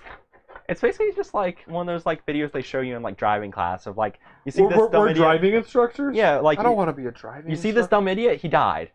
I picked up Cavernous Souls, huh? Oh, we can get rid of that Ulamog now. Is that what he got? I didn't even see what he got. I was too busy like making fun of the reason that it took 30 years to find out why. I don't know. Oh, I think might have missed some chat. It's having a good old time. What was the last chat message, Corey? From who? George asking when Kirby joined in, and someone else asking what Ryan grabbed off these things. I don't have an internet connection. Oh, we lost internet connection. Obviously the stream didn't. Whoa! Whoa! Alright, so we lost internet connection. Which We're having a good old us time. from reading the comments, so we missed a lot of you guys' comments. We're sorry about that. It's not a lot. Okay, we missed Like however many 6 comments. We missed like 6 comments. If you ask questions, we aren't going to be able to directly respond to them because we don't know what you said. Alright, so Ulamog gets cast. Some stuff happens. Wormcoil Engine gets blocked. Alright, so Ryan right now currently has a 10-10 Indestructible, a Okay. 6-6 lifelink that splits into 2 3-3s, a 5-3 that splits into a 3-3, and a Karn along with 6, 10, 12 mana. Kirby currently has a 0-1, a 0-1, 4 mana. But he gets to look at his top 5 cards, get the best of them. Okay. Also, currently life totals are 20 and 30. Ooh. At least Blood Baron of Vizkopa isn't too big. Is that a big man yet? He's not big yet. That is Alright, correct. chat back up. Chat back up. Alright, Chat back anything up. you say from this point, we will be able to see. We will be able to see with our eyes. Our special eyes. I have normal eyes. I have special eyes. Normalize my eyes. Special eyes in the way that they don't work. Okay. then. Alright. Oh, that's neat. The reason it bugged out is because it lost connection to the life total thing. That makes sense. So, Kirby picking up that Eldrazi Temple. Now he's up Well, 2 mana. follow up, Noble Hierarch. Oh man, Bird of Paradise. Yes. Yes. Ryan should just concede. Like, how does he win from here? I don't think he does. That's the answer. 7, 17, 23, 28. Nice average CMC of 7 in play. Yeah. And Kirby, so let me do some quick math here. 1. No, I gotta do some math. All So right, we do add it. up to 3 totals, right? Okay. So we have 3, and then there are 3 permanents. You divide 3 by 3. Okay. Now what does that equal for those at home? You gotta do some quick math. Quick math it. Quick to file math. It's 1. His CMC is 1. Kirby is indeed hellbent. Kirby's got nothing going on. Kirby playing this game out, trying to have an honorable death. Ryan just kind of spinning his wheels a bit. Ryan's also got like an All Is Dust in hand. I'm almost positive Ryan, he has a what now? All Is Dust? It's still in his main. it's still Sure in his deck. is. Didn't sideboard that out against the Eldrazi deck. It hits. Hold up. I need this confirmation. Please pick your hand back up, Ryan. Yep. Yep. Yep.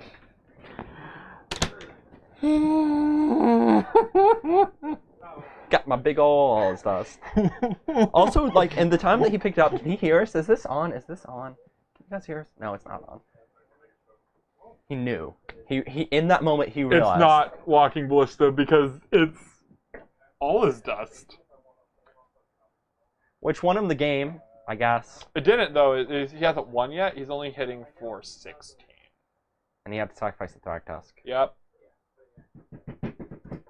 Feels bad, man. Picks up Walking Ballista off of the All is Dust.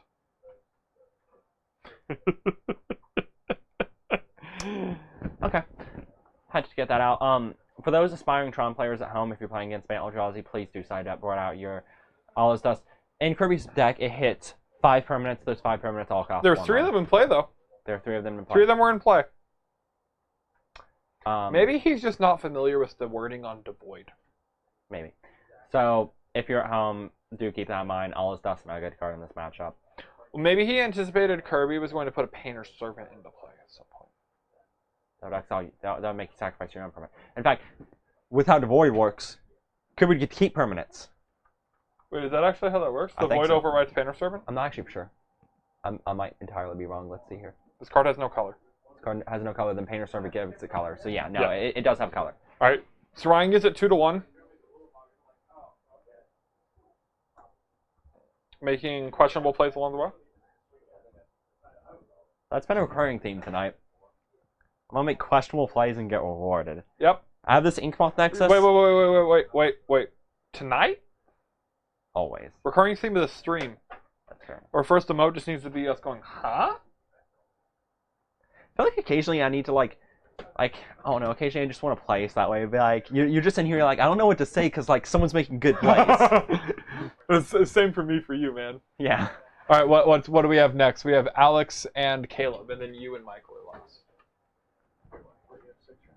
Yeah. That's been a thing. Like you're going in right now. You should have gone pee while like the match was going on. Is your mic on? Yeah. They just hear that. I don't care. I don't care. I'm a slave driver. So he's going up there. So let's talk. Let's talk. Okay. What would you like to talk about? All right. So who are we seeing play? We're gonna be seeing Alex and Caleb. All right. So Caleb, I have a question. Do you think he knows the Inkmoth Nexus can attack? He did it once. He did it once. He did it once. So we gotta figure out the theme. What does he think the text of it says to make him attack only that one turn? Does he think it can only attack once per game? What? What? They're bullying you. What'd I do? I don't know. I don't think I did. Y'all have made as normal Message. incredibly questionable plays. All right.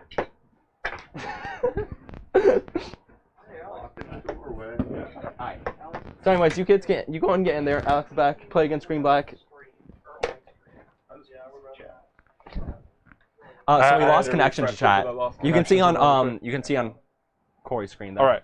But so black green mid range versus affinity. What? How did this matchup usually resolve?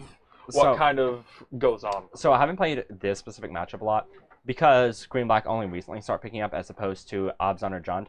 I do feel that the Green Black deck loses a lot of points in this matchup. I think it loses a lot because it doesn't get to play either Lingering Souls or Kolaghan's Command, which are both 3-mana cards that matter a lot. It also in this randomly matchup. loses out on the additional 1-drop removals in the form of Lightning Bolt and Path to Exile. I agree with that completely. Collective Brutality isn't really a card that's very good in the Affinity matchup. It kills one thing and then sometimes can duress them and take It something. sometimes kills a thing and it sometimes takes a thing. It's just sometimes a card. And Tireless Tracker is definitely not for this type of matchup. the thing is, you do have the Field of Ruin to destroy their mana lands, but honestly, it's not great because 3-mana destroy a land, Well, like sometimes it can work, and it sometimes can be something that is relevant in the matchup.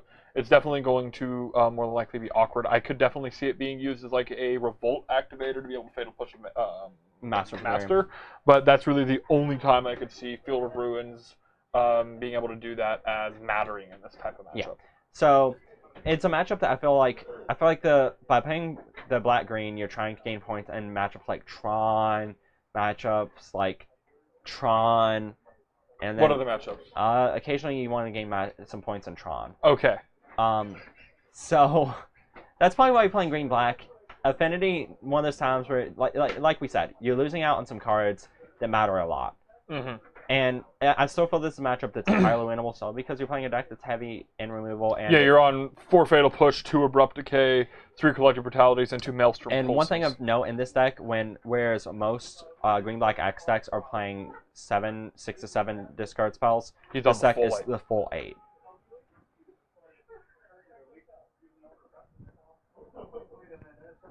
So, that being said, All right. do we know who's in play? I'm not for sure. Alex's opening hand looks at it as 3 lands, Dark Confidant, Scavenging Ooze, Liliana the Veil, I'm pretty sure I see and a a Thoughtseize. Thougtseize in there. Caleb looks like he's going to go ahead and mulligan. Alex's hand looks fine. The amount of damage it could possibly deal to him does feel like it could come back to bite him, because Affinity is going to try to just like go fast. They're going to try to be Sonic for a bit. And so... Oh, did that glitch out too? Oh, that yeah, makes because sense. it lost connection due to when the Wi-Fi went down. Yeah, they're going to be able to hear every word I say. They're going to be able to hear the faint murmurings of what I say. So you're gonna be seeing a little bit of weird things on there. Don't worry, we are not Crypt, so you will not see any questionable content on our search history.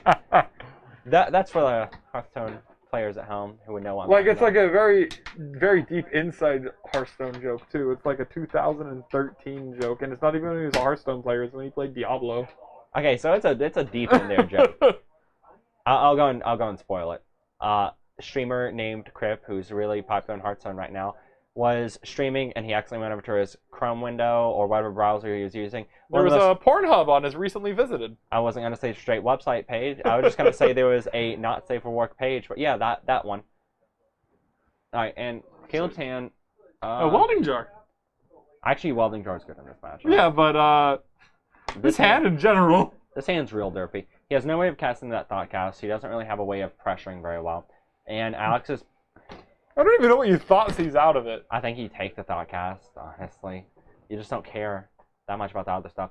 And the thought cast is the one way that Caleb could feasibly like get a good footing in this game. And he drew the land cast. That's how he went able to cast on turn 2. Feels bad, man. Alright, so picked up Mox Opal, and then the last card we do know is just Signal Pest, so Caleb here kind of... Just throwing all the stats out. Yep. And he's getting aggressive, as he should. You're getting aggressive. 2 damage instead of 1. He's getting in there. He activated his main land and attacked. That's something Free that card. he has prior not done. So. He learned all the modes of Inkmoth Nexus.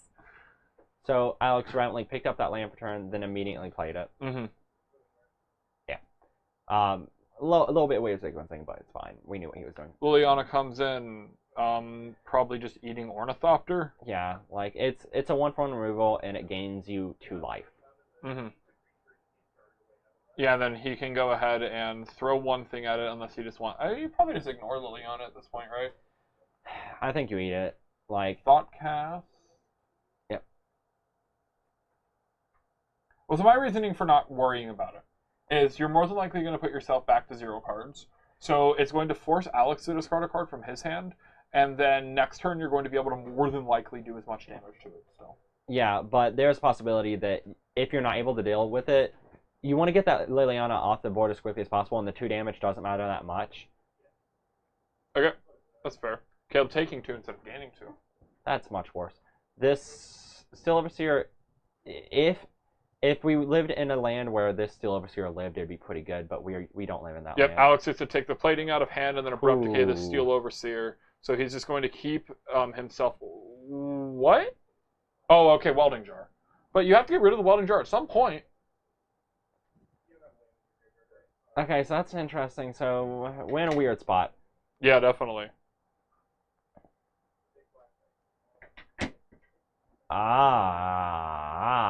Picked up Master. This is bad. This is real bad for Alex. And he doesn't have another land to be able to Maelstrom Pulse and Abrupt Decay in the same turn at the moment. I mean, he's going to get to see 2 peeks at it. And he needs to hit. That Fetch Line probably should have got cracked. He didn't hit, but he found a Fatal Push. The Fatal Push does the same thing. So he can get rid of this Master of Ethereum and start crashing in.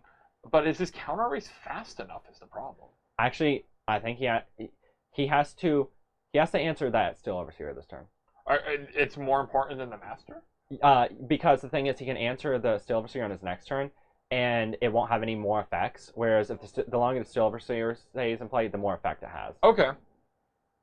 Like, it's gonna suck. You're going to have to throw something into the void that is the Master of Ethereum, but once it's gone, it's no longer buffing anything. Whereas if that Steel Overseer stays in play for one more turn, it gets to put one more counter on everything. So my argument for killing Master of Ethereum over killing Steel Overseer is killing Master of Ethereum allows you to attack your opponent for 7. I think it might actually be 8 now. Yeah, it's 8 now. So if you attack your opponent for 8, you get to put him on a 3-turn clock, and the Steel Overseer clock is actually only 1, 2, the Steel 3, Overseer 4, clock 5, is 6. really fast. But so it goes 6, 8 at this current moment, and a little bit higher if, say, you use the Blink Bomb. It currently goes. It There's, goes more than that because he activates his man land. Yeah, wrong Nexus, Mark. Yeah. See you later, Kirby. All right. How big is that boy? That boy is currently 6'6" if he. Okay. So Alex is gonna be taking 6. Mm-hmm. Oh wait, no, that's just lethal. Yeah. Yeah. Okay, it overall ended up not mattering because he would have had lethal either way. Yeah. There's no way out of that, unfortunately for him. All right. Oh, look at that! You back? You forgot something. See you tomorrow. Can't confirm. You might want that. All right. So we're going forward. Caleb picked it up. So yeah, we got to see a pretty good string of plays from Caleb that allowed him to outpace that early negative tempo. I'll take Alex if you take Caleb, and Alex is down a game, so we have 2 Engineered Explosives, 1 Liliana's Defeat, 3 Surgical Extractions, a Golgari Charm, full Fulminator Mage, 2 Boogie Lily, 1 Damnation, and 1 Thrun Lastral. I anticipate the 2 Liliana the Last Hopes come in. Their +1 pretty much answers the majority of Caleb's permanents. Engineered Explosives good because a lot of what he's doing is going to be on certain mana costs. Yep.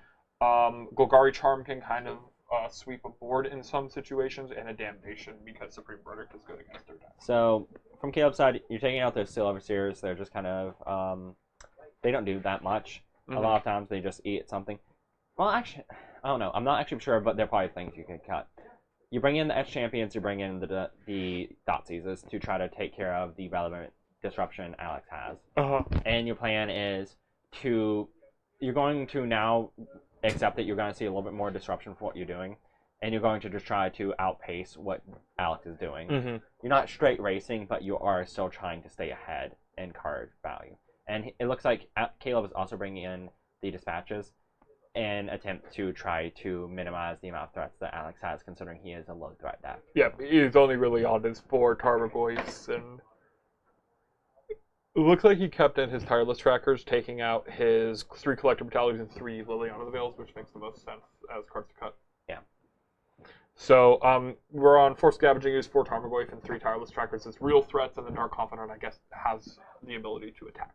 Yeah, it's not a great fan of this matchup. Like, it does provide you card advantage, which is what you need. But I feel like this is a matchup where you actually really need to have access to your red or your white, because also if you're playing red, you have access to some type of sweeper, I'd imagine. And once again, losing in Kolgan's command is just so huge. And then of course, or like Lingering Souls, like Yeah. either color gonna get gives that. you just such a yeah, strong ability in this type of matchup, and not having access to those type of things means that you're going to cut your losses here. But that's just always kind of been the green-black game plan, is you look at a meta, you say what you want to be able to beat, and then you play the colors or play the cards to beat those cards, and you kind of try to ignore your other matchups. Mm-hmm. And so, gonna get to see Caleb on the draw. I think that after seeing that, I can kind of reaffirm the fact that I think that there's a lot of ways that Alex's deck just kind of looks silly in this matchup. Mm-hmm. Double Thoughtseize, Scavenging Ooze, Abrupt Decay, and some lands looks like what Alex is going on with. So good enough hand, I believe, to just go ahead and keep. And then we see Caleb's hand of Etched Champion, Springleaf Drum, Mox Opal, Ornithopter, Welding Jar, and some lands. That all go. So 5 permanents go into play on turn 1.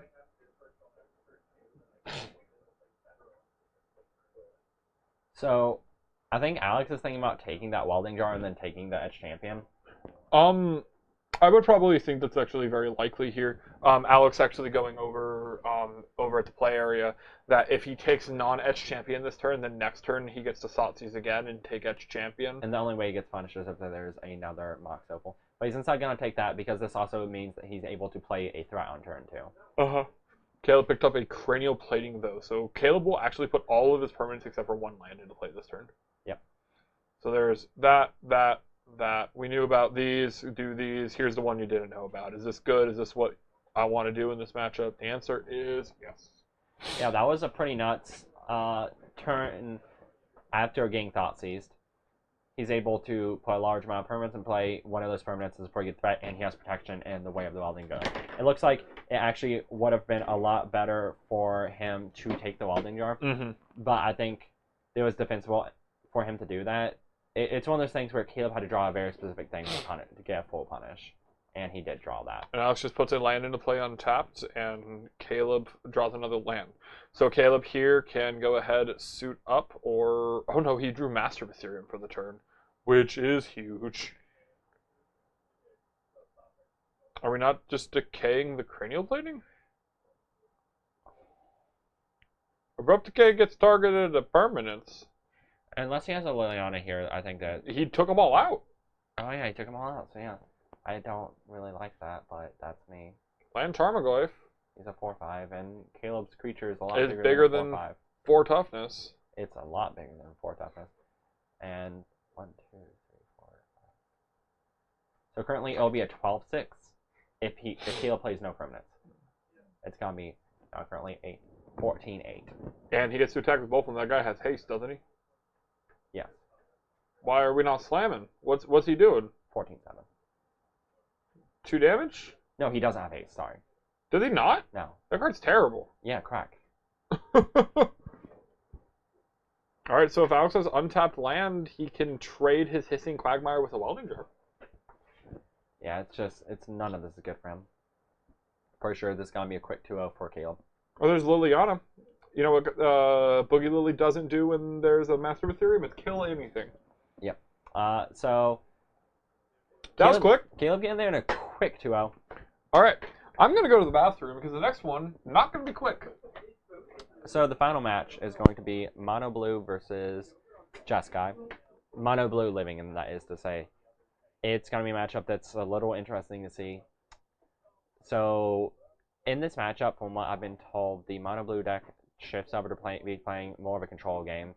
It's trying to flex the fact that it's playing a large number of counter spells and trying to use its threats more in the late game and try to out-control the control deck. And since Sebastian is on the hard control version, he's going to have a harder time doing the plan of quickly racing him because he's not playing the Geist, he's not playing the Spellcaller. What's up?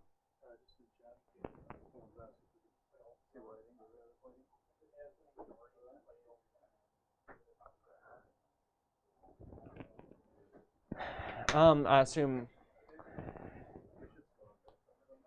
Yeah. I'm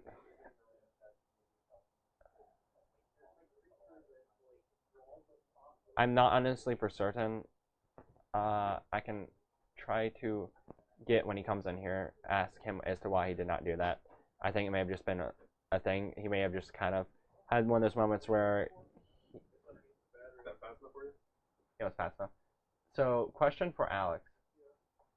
Something about, why didn't you try to get rid of the plating when you did the Ornithopter? Because I still take the damage. You'd still take the damage, but, like, trying to get rid of it is Like, relevant. He's gonna sack the jar at that point, and then like I still take the damage. And that's actually relevant because now there's no way I win the game. Yeah. All right. So more so just try to prevent the damage.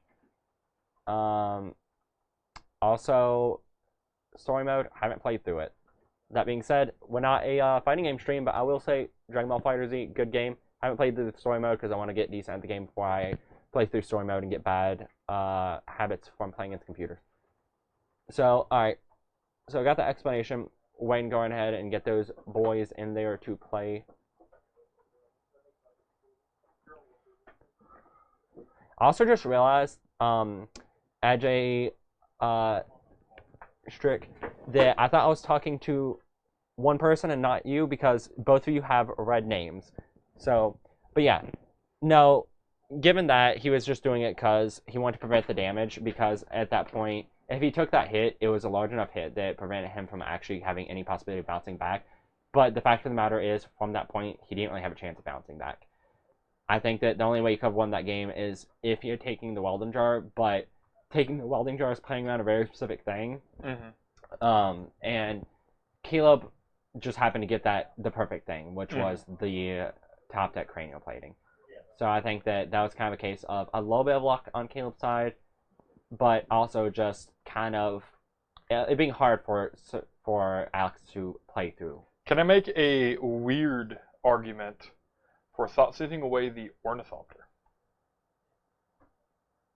You can try. Okay, so opening hand is land, Ornithopter, Mox Opal, Springleaf Drum, Welding Jar, Etch Champion. Okay. So if he thought-seizes Ornithopter, he's left with no creatures. Okay. Springleaf Drum doesn't do anything anymore.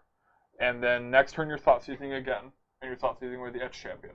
So you would have had cranial plating, nothing to do with it, and then master after it. Wasn't it, like, that's fair, but I just think that that's a play that looks bad unless the exact thing that happened. So I think that there's a decent amount of draws in Affinity that aren't creatures that make it to where Caleb's game plan would have actually been really awkward at that point. And I think that there's a reasonable argument for that, and I don't think enough people will make it. The thing is, I don't disagree that it's a play. I just don't think it's the correct play. Okay. I think if my opponent were to take that, I'd be like, that's fine if I'm playing on the Affinity side, and if I'm playing on that side. At that point, the fact of the matter is that you can't leave them with Etch Champion or Welding Jar because there's so many ways it can go badly for you from that point. Okay. Well, we have a game going on. We have a game going on. Sebastian turn 1 shocked himself and bolted Michael. Alright, so Sebastian, seeing that this is a matchup where he's not trying to use his removal spells on Michael's creature because none of Michael's creatures die to bolts. Correct. So he's just pointing that burn at the dome and going to try to play the burn game. I really wish Sebastian would resolve his lightning helix correctly. Okay, yeah, Welding Jar, yeah, okay. Use to regenerate. Because Sebastian should be at 21. Corey, can you edit that from here? Yes. Amazing. They just realized. I really hope he fetch shocks just to undo what Corey did. Like, that seems like something Sebi would do. Yes. Yes.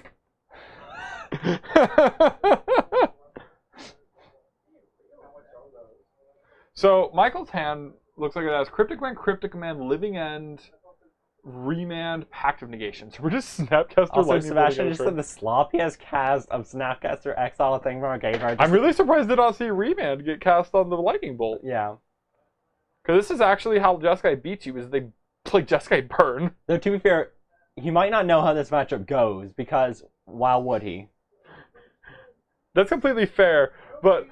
So this matchup is really good for Living End usually, but I did a bunch of testing of it with Sebastian, and playing Jeskai Burn is the way you win. Yeah. Alright, so... Michael, remanding that Snapcaster Mage. Sebastian found another Snapcaster. Michael's at 4.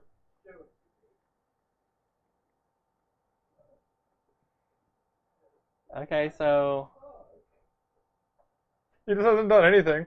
This control mirror probably going to end in about 10 minutes. I mean, post-war things will be happening. No, okay, so Michael's post-board is 3 Stifle Birds.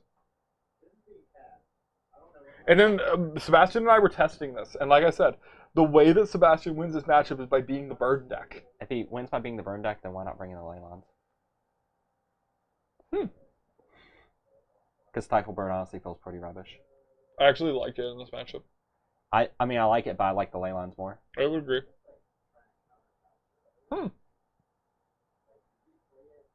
So, alright. Also, Michael considering counterbalancing the Snapcaster Mage. And he's just dead to the other Snapcaster Mages in Sebastian's hand. Oh man. This is... Oh no, he has a pact. Not dead. Just probably dead. What does he packs, but then what does he do? Lose. Yeah, because he'd just be dead next turn to attack. This is hilarious. Is that what it is? Are we having... Am I laughing? Are you laughing? I've been laughing this whole time. I'm laughing on the inside.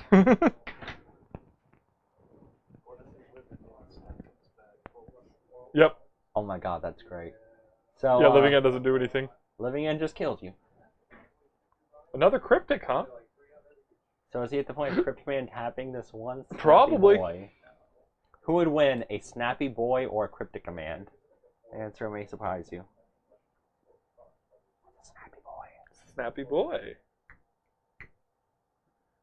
Are we still here? I don't know. Sebastian just killed him. Should have just killed him. Teleria West. Pass. Is Sebastian going to go for Snapcaster Mage. it? Is this one okay? Can I do this? He literally has to...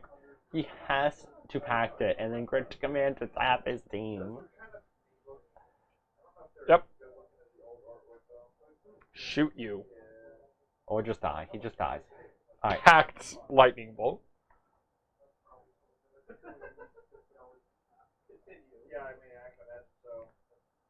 Okay. Enter combat. I would like to tap your creatures. I will like to counter that. Alright. So Michael gets lit up. Alright, so... Sebastian sideboard. He has 1 Engineer Explosives, 1 Wear or Tear, 1 Ceremonious Rejection, 2 Dispel, 1 Celestial Purge, 1 Disdainful Stroke, 2 Negate, 1 Rune Halo, 1 is a Sidecaster, 2 Vanillion Click, Jesus Christ, 1 Supreme Verdict, and 1 Elspeth, Sun's Champion. Okay. What comes in? Alright, so there's an argument for Wear or Tear. I don't like it. I like the Dispels because you're going to be playing more of a control game. The Negates you bring in. The Vanillion Clicks I like, but they're not necessary. And I kind of like the Elspeth, as wonky of a plan as it may be. Okay. Michael's sideboard is on 2 Hurkyl's Recall, 2 Torpor Orbs, 3 Nimble Obstructionist, 4 Leyline of Sanctity, and 4 Leyline of the Void. You and I just came up with the concept that maybe if the primary win condition that Jeskai Control has is burning you out, and it is in the matchups in the games that I've played against it, Leyline of Sanctity is actually probably one of the best cards that you can bring into this matchup. Mm-hmm. The configuration that I've been doing is you take out. I also have no idea why you would pack the Lightning Bolt instead of just the Snapcaster. I'm pretty sure at that point he had given up. I think it's because his out was Living End and he didn't want to put another Snapcaster in the graveyard. I mean, there was already 1 though, Yeah. and 1 wins. Oh, I know. Okay. But the general cut is you take out your Street Wraiths and you bring in the Stiflebird. Mm-hmm. And that on its face makes sense because you don't want to be paying life when your opponent's trying to tempo you out. Mm-hmm. That's just goofy. Oh, I think it's hilarious that this like no creature deck is actually the aggressor in this matchup. Yeah. Though that is one of the reasons you play Jeskai over just say straight blue-white or some other combination of blue-X control, because you do have the ability to in certain matchups pressure them by just. Is he cutting his paths? I think he cut a couple paths. So That's like fine. Sebastian and I have been doing a little bit of testing and talking about this matchup, and we have just come to this conclusion that if you want to win this matchup, you have to kill your opponent. So, I don't know. Like, this is a matchup where I think that you can win through a normal way. The attrition matchup does not work. They draw more cards than you. They draw more cards, but that's fine.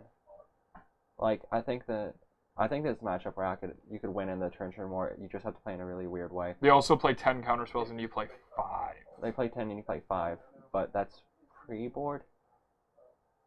Like, game 1, you have to burn them out. Yeah. No question.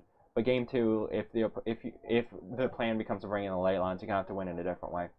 So looking at that, you're going to have to rely on the Elspeth Sun Champion, the search for Esconta advantage. Like, you can do it, you just have to play in a very stunted way. And they also play 8 Ghost Quarter effects. Yeah, they play 8 Ghost Quarter effects. No, I'm not saying it's good, but I'm saying, Yeah. I'm saying it's a matchup where I think you can win it. You just can't play in a traditional way. And Any blowout decks we think will be in the Pro Tour this weekend? any blowout decks? This one's modern, right? Correct. So I honestly expect the Pro Tour to kind of be boring. I expect we're gonna see like boring in the way that I could probably name most of the top 8. How many As Fortolds are in the top 8? 0. You think 0? I think 0. I think this card definitely is still trying to be found.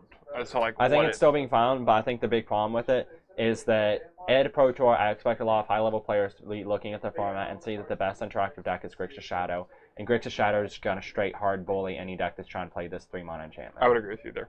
So I expect to see a fair amount of Shadow.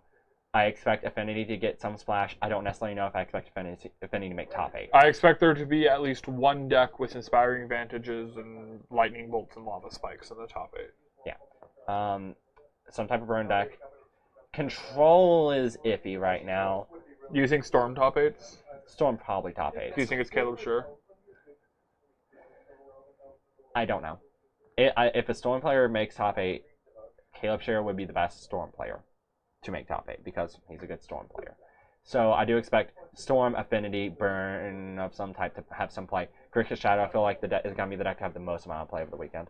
So I've been playing this Mono Blue Living End deck, and just kind of like doing all the number crunching. It actually suspends Living End not a ton, but like you just play the longer game. You have more counter spells, you have more stack interaction.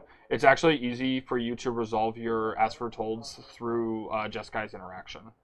Yeah, like, I don't know. It's a matchup I'd personally like to play because I also think that I play Jeskai differently than Sebastian does. Okay. And I also think I know how to do the things Sebastian's trying to do. Like he's trying to like do the cute spread my 7 out. Yeah. All right, rub that one. Maybe that one will do it.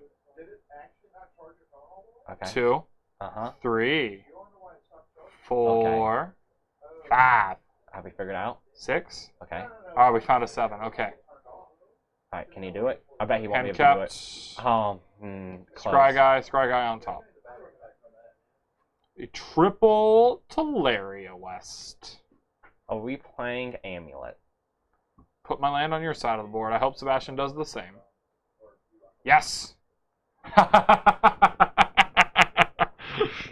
Could he not? I actually did that when we were messing around earlier. I just like played my land into his deck, and then he did it to me, and then I untapped my land in his deck. I've seen, this is a thing I've seen happen in the group, things similar to this. And when we're not streaming, that's fine. We're all a big joke. Search for Esconta, do you have a interactive spell? That's not an interactive spell. I hope he didn't bring out like his spell snares, because that's like your best counter spell in this matchup. I would think not. As Foretold, it landed. And Well, he doesn't have more. He more than likely didn't bring his White Terror. No, he shouldn't. So this As Foretold should be in play for the rest of the game. I mean, yeah, like, I doubt Cryptic Command's going to happen on it, so it's going to be interesting, because the longer it stays in play, the harder it is for Sebastian to fight the mana, fight the counter war. Mm-hmm. Next turn, Michael will be able to transmute for a Ancestral if you'd like to. I'd imagine you would transmute for Ancestral. It looks like Sebastian's going to go ahead and Vendilion click him here, which means that this Ancestral is going to work if he'd like to, or he can just go ahead and Living End to get a 1-for-1 and make a 4-4. Yeah. There's a bunch of cycle guys. That's fine.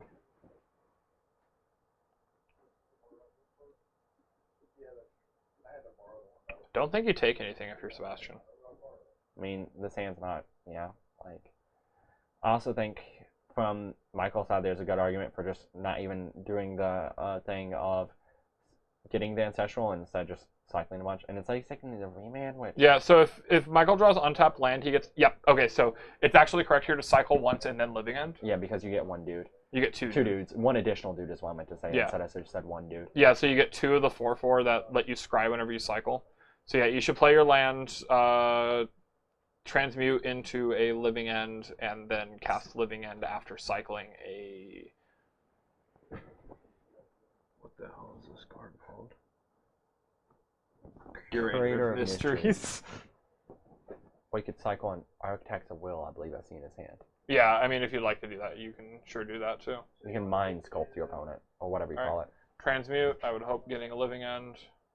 Yep. Yep. And then I'm hoping we're cycling first. I don't think there's any reason he wouldn't. Yeah, I mean, your opponent knows your hand. Because you drew the Ghost Hoarder as draw for turn. 1 second. What's up? Give me Mountain Dew or Coke. Give me Coke. Nathaniel yelling at somebody to get him a drink. Cycle. Draw. Next time we do this, and Andrew can tell us what he wants to drink, I can bring him stuff. Okay. Dr. Shane. Things. I have 2 4/4s. You don't have anything anymore. Scry from Searcher's Conta. Sebastian, not a great spot here. He can Picked up a Supreme Verdict. Supreme Verdict. Yes, But does he have a third land? He does. He does. Okay. He has 2 Supreme Verdicts, 4 lands. He has Search for his Conta, milling him every turn if he wants to. Mm-hmm. I hope we play a 4/4, because that's actually the point in the game we're at. Yeah. Yeah, I think he's drawn all 4 of his Curator of Mysteries. There's cycle the third one. Okay. Well, we get to play that card. Got rewarded. Draw 3 cards. 1, 2. Okay, 3. spell snare on there. Field of Ruin as well, along with a Cryptic Command. A Cryptic Command, which cannot be... It can be cast. Yeah, you can quarter yourself. Yeah. It's a break in case of emergencies right now. Yep.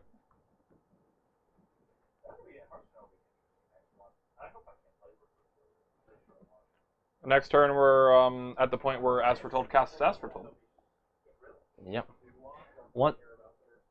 Once it gets to 4 counters on it, then it's able to start casting basically everything, and that matters because casting Cryptic Command for 0 mana, as it turns out, is good in a blue matchup. I think it's just good. Nah, I can't confirm that.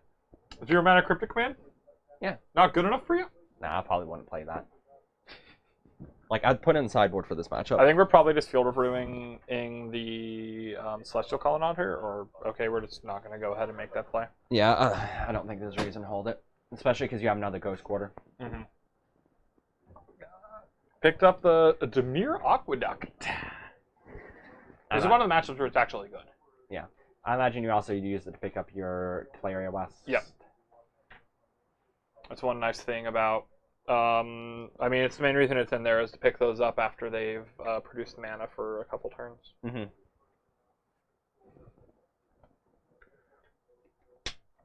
The rest of his hand, though, like a little clunky. Like, so playing Dimir Aqueduct turns him off of Cryptic Command again. Yep. He could also just wait on playing the Dimir Aqueduct, because next turn he can use the As Foretold to cast it. Mm-hmm. Like, he's not in a rush right now. Oh, no, not at all. But I think he's trying to set up to just go ahead and do another Living End play here. While his opponent will get 1 Vendilion Click, he will get 4 dudes. And apparently, this deck plays how many Living Ends? 4. 4. Full Okay. 4. I didn't know if it was on 3 or 4. No, I mean, it wants to make sure it has it by turn 3 in most matchups. Yeah, like, I figured it was on 4, but at the same time, not knowing the deck, I prefer to know. Because if he was on 3, it would actually be really relevant that he's running low on them. But 2 means he has 2 more left in deck. It was last turn. Yeah. You're correct. It was last turn. Alright, so Living End cast. Remand up. So Cryptic Command is not a legitimate counterspell here. It just resolves. Vendilion Click, more than likely getting pointed at Michael. Which means he can look at the hand, and then he's going to be up to Supreme Verdict next turn again. Michael gets to Fate Seal his opponent 3, though. That is relevant. It's going to be a little bit tricky because if Sebastian has 2 good cards, Michael can't prevent him from getting to one of those cards because he does have to search for his contact. Correct. He could Ghost Quarter him. Yeah. Alright, so Cryptic Bottom picked up another Cryptic. That's exciting. Alright, so Resolve Curator, or Architects. We see Path to Exile, Land, Snapcaster Mage. I would assume Snapcaster is the card going on the very bottom of this stack. Yeah, I would assume so. I would give him Path on top. Yeah, because it's a card that Sebastian has to wonder, is it better than the card directly below it? Yep. And there's a good possibility he mills it, and then if he mills it, he gets punished. I like trying to play that mind game with him. You're not really trying to keep any of these creatures. They're all pretty redundant. One-for-one removal isn't going to really affect them at this moment. So yeah, it's a question of, Sebastian, are you willing to mill a Path to Exile to see the card under it? And are you heads up enough to realize that I'm mind gaming you? The thing is, though, I think even if you realize he's mind gaming you, it might be correct to do the Path to Exile.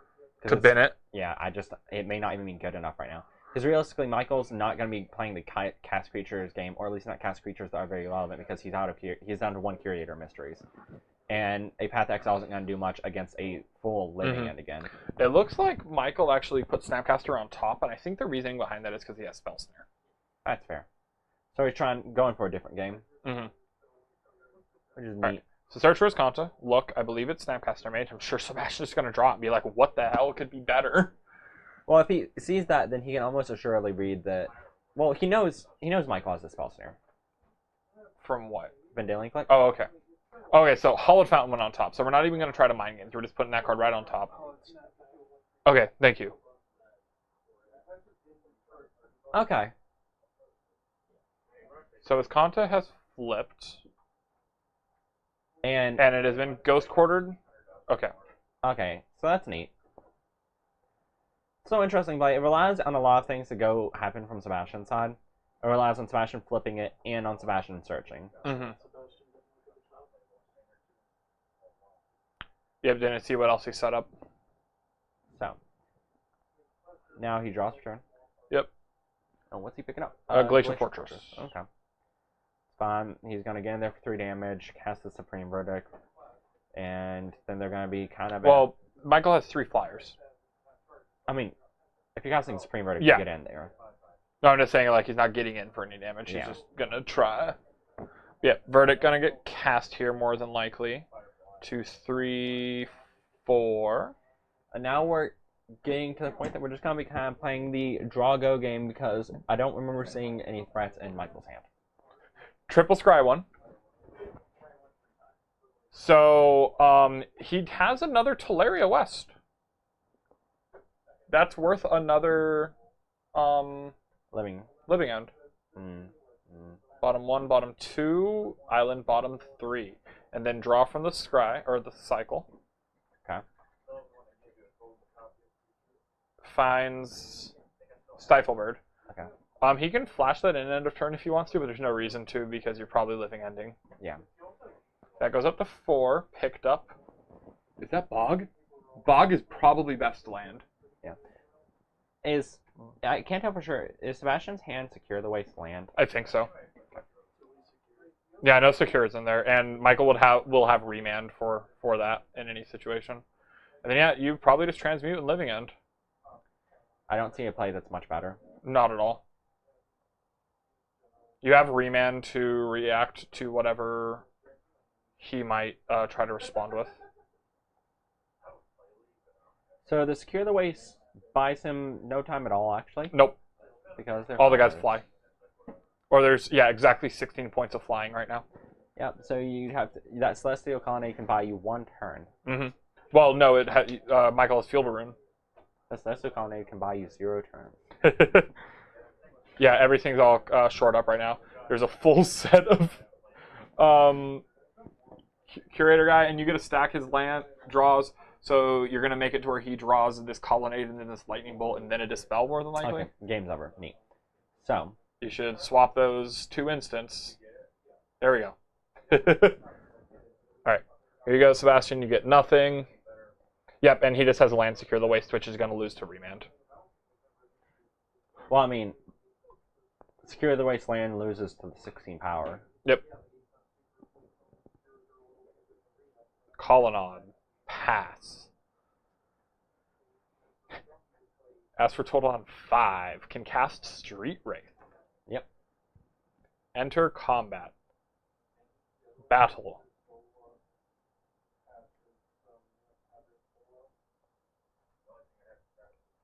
Activate. Destroy. And game over. All right. So we got to move into game 3. Okay. Sebastian being on the play does matter a little bit more. Being able to resolve his threats and hold up mana earlier definitely makes it nice. Yes.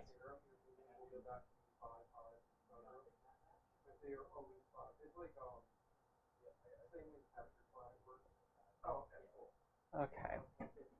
So, game 3. We're actually going to game 3 with a decent amount of time left. Mm-hmm. Which is pretty surprising for a Blue-Mirror. But it is modern, so decks do win fast still. Yeah.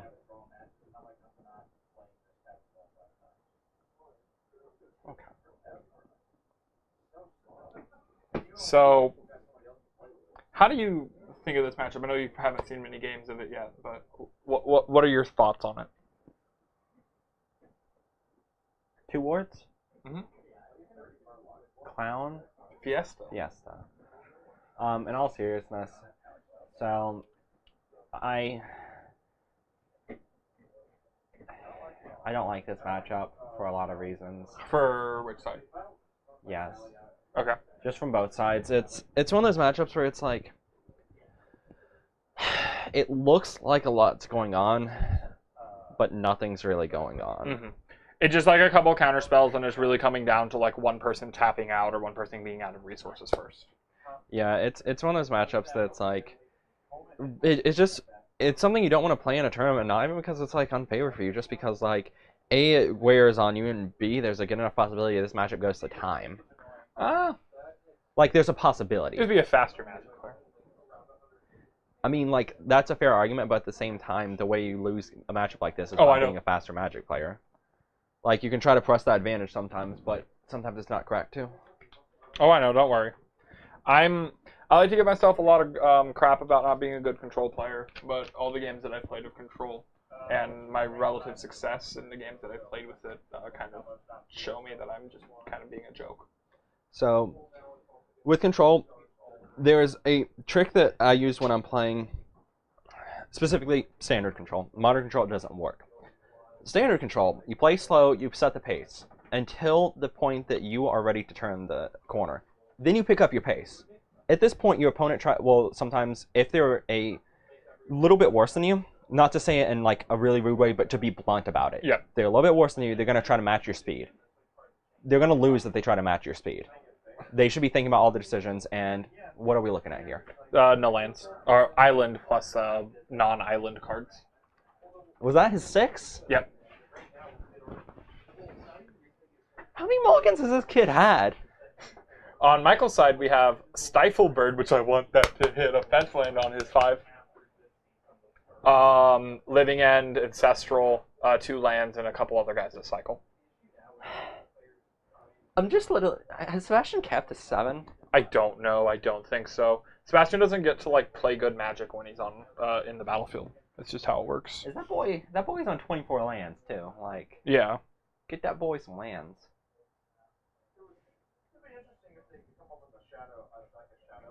Alright. All right. So 5, we see Logic Knot, a red-white land, Cryptic Celestial Command. Colonnade and Lightning Helix, Probably Cryptic Helix. Command, Logic Knot, and then 2 lands. Culinary Sacred Foundry. All right, Michael picked up that. He's going to go ahead and suspend an Ancestral, setting the pace of this game. Oh man, the suspense is killing me. Right. Suspense. It'll be me. That's the one that's killing you. That's fair. So Michael does have a turn 3 as foretold, but Sebastian picked up the Scalding Tarn, which matters a lot because it's going to make it to where he'll be able to Logic Knot this as foretold. Luckily, he picked up the fetch land when he did, and not, say, on a turn where Michael can have 3 mana open. Yeah. Though, to be fair, from Sebastian's side, one thing that Sebastian might be more tuned to playing around is something like Stifle Bird due to his past Taxes experience. Mm-hmm. Like, And also just how much I like loudly trolling about it. yeah. It's one of those things that I would be surprised to see Sebastian play into. All right, click you. So we see the hand, and we're going to see, I'm pretty sure, as foretold ×1, Yep, Living Ends and Cyclers and a Cryptic Command. Alright, come on, as told. Come out. Field Rune. Okay, that's not bad. Like, it'll eventually be decent. Mm-hmm. Stiflebird trades favorably with Vendilion Click, though, which is actually pretty good here. By favorably, I mean it's means 1 for 1. Mm-hmm. So yeah, I think you're probably just playing Island and passing back. Doesn't really matter what land for the most part. Probably not Field of Ruin because it's the one he doesn't know about. Yep. He can try to Logic Knot the bird, so he now has Cryptic Command up. But here comes that. I'm surprised to not see a trade. Looks like we're just going to start cycling through some more. But if we don't keep hitting cyclers, which he's lucky that he did. Yeah, if he didn't hit another cycler, that play would look a little goofy, but oh well. Ancestral ticks down. Picks up another As Foretold. As Foretold's a little more risky now. In this matchup, you want to play As Foretold when you can protect it. So you want something like a Spell Pierce or some other stack interaction to be able to play with it. Mm-hmm. You don't ever want to run As Foretold out when there's no reason to. Yeah. So I would hope we're going to see a pass. We do. Sebastian picks up another card. Didn't get a good look at what it was. Coming for an attack. I hope there's a block. Or at least an attempt. Because we're at the point where both players have their lands, and Sebastian did just pick up a 5th land. Trying to stifle him is probably not going to work, but we're going to see Ancestral. Ancestral gets cast. Sebastian's a little heads up and just kind of lets them resolve in this matchup. Yeah, like, I like how Sebastian's playing here. Mm-hmm. So Michael has the ability to play 5th land, Remand, and As Foretold in the same turn, but that actually won't guarantee a resolve here. The Logic Knot that Sebastian has, so Sebastian can... Oh no, he can only cast it once. Alright, so that actually, drawing the Remand makes it to where this As Foretold does resolve if Michael wants to try to go for it this turn. Yeah. But he needs to make sure he plays an untapped land first. Spell Pierce is not good enough against strictly Logic Knot, and that is a card Sebastian has in his hand. Alright, now Sebastian just has to play this correctly. He just has to delve 2. Or delve 1, really. Delve 1. 2, 3, 4. Alright. X equals 2. Yeah, if he just played a land, this would have gone really good for Michael. Yeah. But he wanted to play the Aqueduct. Bounce lands, making people make mistakes. He also tapped his islands over his Teleria West when he's going to probably play a bounce land. Yeah, that was a little weird. Not a fan, but oh well. So Sebastian is closing that gap pretty quickly. He saw that his way of winning is to just go face, and he's just going face. Yep. Next turn, he's going to have a Cryptic Command. Discard Ghost Quarter, and I would... So, Michael would be at 6 more life if he just used this bird to block. And I think that matters a lot. No, I mean, it matters a ton. Yeah, your opponent's primary game plan on how to win in this matchup is like just burning you out, so... Yeah. And more so, even more specifically, in this game where Sebastian's so loaded on cards, playing the 1-for-1 game is fine because Sebastian has less cards to 1-for-1 with.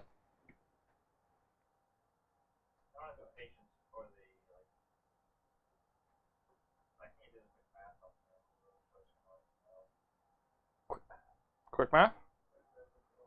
11 minus 3. 8. Quick maths. Alright. So,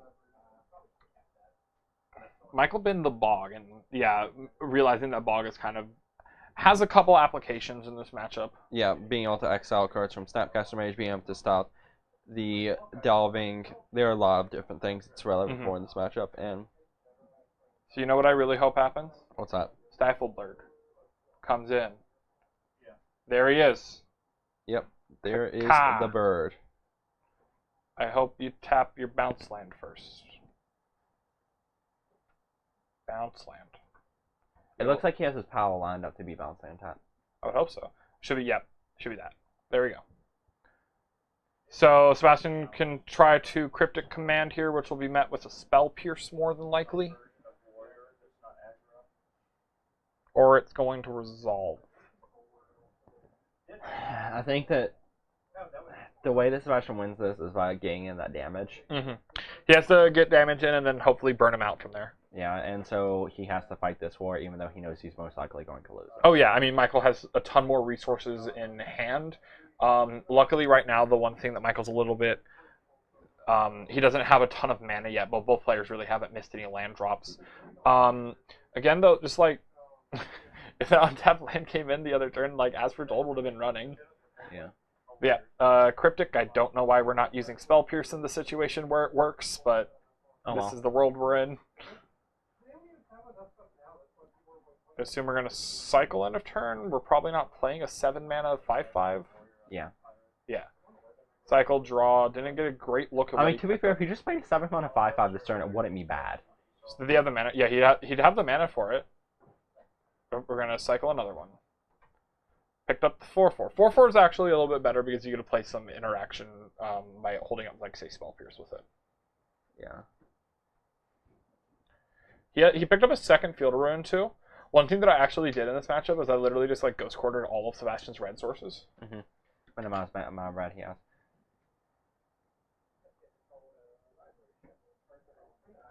Yep. Colonnade goes away. And most importantly here, we're shuffling the As Foretold that's on the bottom end of the deck. That's fair. And Michael's deck actually not very big right now. He's gone through a decent amount of it. Yeah. I think we're at 35 at max. Yeah. So there's still 3 of them, so we're at a 1 in 11 or 1 in 12 or so. I believe that there are exactly 36 cards, unless I'm miscounting his graveyard. Okay. So yeah, he has pretty good decent chances. That's not it. Picked up another Teleria West. Not really going to do much. He has another Field of Ruin. He can also play the 4-mana 4/4 flyer if he'd like to. Rearranging his lands. Yeah, because he can do this and hold up Cryptic Command to back up with it. So if Sebastian wants to go ahead and respond to this with Cryptic Command, Michael will Cryptic Command back. Sebastian's other cards in hand looks like it is Snapcaster Mage, and I can't get a good look at what the last card is. It's a Supreme Verdict. So Sebastian looks like he's aiming to potentially respond with a Cryptic, which he is. So Cryptic Command, I assume modes are counter draw. Michael going to more than likely fire back his own Cryptic Command. I feel like there's no reason that you would play in the way that you did if you didn't have it. Yep. Yep. Picks up Pact of Negation. The nice little insurance policy for later. Sebastian goes ahead and picks up a Hollowed Fountain and leftovers, as I say, Supreme Verdict and Snapcaster Mage. So you have a good target of Snapcaster Mage and Cryptic Command, and you can just go ahead and Supreme Verdict away this one guy if you want to, but I think you probably have to hold your Supreme Verdict. You have to. You can go all the way down to 1 life in this matchup. Yeah, I mean, there's no way that he's going to deal a point of damage to you outside of combat. So at this point, you just want to be as patient as possible. Mm-hmm. Didn't get a good look at what he picked up off the Serum Visions. We see him scrying, one going to the top, one to the bottom. Okay. And looking at Sebastian's deck, I'm pretty sure he only has 3 Supreme Verdicts between main and side, correct? So yeah, that one in his hand is the last one. Oh, is it? Yeah. This isn't the game where he verdicted multiple times? Oh, it isn't? Okay, then no. Okay. No living ends have happened. This is the first creature. Okay. That Michael has played. Game. Yeah, never mind then. Alright, so Michael untaps, picks up another living end. That's awkward. He can go ahead and cycle the... So he can transmute for Sunken Runes and suspend if he'd like to. I do it over the course of multiple turns so you can hold up or represent counter magic of some sort. Yeah. But we are at the point to where just starting to suspend living ends is actually a fine plan. Yeah. I think he picked up a second Supreme Verdict. Yeah, that's what it looks like. It looks like his hand is Snapcaster Devil Supreme Verdict. So I'm going to go and say who I think is going to win here. The timer. The timer's going to win? Yeah.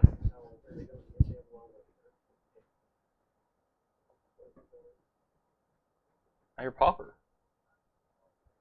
My senses are tingling. My popper senses. Common knowledge that's the best format. I don't actually agree with that. You do realize I also don't agree with it, but I just want to make the pun. Yeah, no, I know. Common knowledge, because it's a format of only commons. A. Mm-hmm. That's why I get paid the big bucks for my jokes. Okay. Yeah. Hey, Corey. How much do we pay him? The big bucks is how much you pay them. And if we're paying him, why are we paying me? You get paid puns per hour. Alright, cram in for 4. Sebastian falls down to 13. Land from Michael, and just a pass back, it looks like.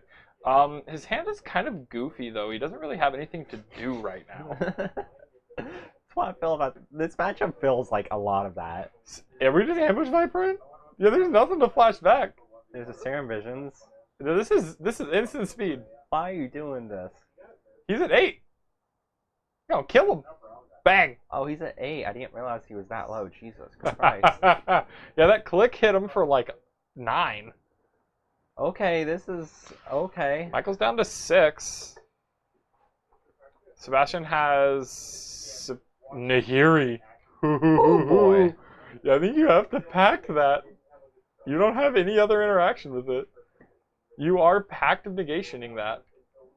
Yeah, because if she resolves, you are in for a world of hurt. Yeah. Packed. Okay. Sebastian has said some verdicts. Pass. Michael taps 5. You should be tapping this bounce land first because it makes a colorless mana. That's she's planning on suspending this turn. Where does he get the other black mana from? There's no untapped black mana right now, unless you top deck Sunken Ruin. In which case, why would he need that? Yeah, that's fair. It draws another island. Kind of just drawn dead. Are you attacking? Do you win this race? No, you do not. Yeah, don't win that race. Also, you had to play around the fact that you have no counter spells, and Sebastian is playing burn spells. Yeah, I so mean, even if you were to be slightly winning the race, there's a chance you're not winning the race. you just proved to your opponent that you have no counter spells. He would, though, if he used the Spell Pierce earlier instead of the Remand, have the ability to draw more. Yeah. So we're transmuting. We get a Scry 1, and then search for library. What is he even getting at this point? Like a Oh. land? Well, we're getting rid of a Cryptic. So, is he using this as 3 mana Scry 1? Is he not going to search? If you transmute, you have to, right? Yeah, I mean, he's searching. Okay. Yeah, there's not like. Yeah. It, Activate the ability to search your library. it's also weird. Like you have the ability of after you've activated this not to do it. You're just like, I'll activate this. Nah, I'm good. This effect made me not want to do it anymore. Never mind. I think you should be getting an Ancestral right here and just suspending it. You already have 2 living ends in your hand. And like, you're planning on hoping that this Sphinx man is good enough to like keep you alive. Yeah, so if you need to draw, you need as many turns for that to be possible. And if you're getting to that many turns, you're gonna get to unsuspend, take your card off suspend. Yeah. All right. What did Sebastian get? I know he has some verdicts. Come on, Sphinx man. This is a mess. This is a joke. This isn't magic. Oh, he found Lightning Helix. Okay, so Michael's basically at 3. Michael's at 3. It's, Okay. Pass. As foretold. Come on. Island. Okay. Pass back. What'd you got? Was that Snapcaster Mage? I can't tell. It was blue. It's Snapcaster or Cryptic Command, which Both are good. yeah, both are good. All right. Michael picked up. Okay, Michael picked up Architects. Architects should probably be cycled because you get 2 cards deep. I mean, is there no argument for casting it? Like, what are you casting it for? To have a, You need to find like real cards to interact. Right. yeah, but to have a blocker so that we can start attacking. Okay. Because like you're not in a great position to play the let's keep drawing game when your opponent has played 1 burn spell. That's fair. It's weird. We're in a weird place. I think I would cycle. You get to, I think I would cycle as well, but I because think, you're what you're drawing to is Astratold right now. yeah, I think it's worth discussing the No, possibility. I completely agree. I agree, but I If just it wasn't think for that, the fact that you get to look at the top of Sebastian's library, I would be like, nah, never. But the thing is, there's he's a coming in. Okay. Okay. Okay. Do you do him or you? Yourself. 'Cause you get 3. He's gonna look at his. I would probably target Sebastian, but like. Okay. So we see Snapcaster Mage land Lightning Helix. Oh, man. Oh, he has Field of Ruin. Okay, so we can force the shuffle. Yeah. Well, you let him draw a card. Yeah, you let him draw a card. Because you know that his top card's irrelevant. So you let him draw the irrelevant card. Get in there for 4, I think, because I think you need to try to like. Yeah, you need to close this game. Like there's a possibility you don't attack if you didn't play that, but since you played that, you have to attack. Yeah, you need to close this game. All right, this guy comes in. You're at 9. Sebastian's turn. I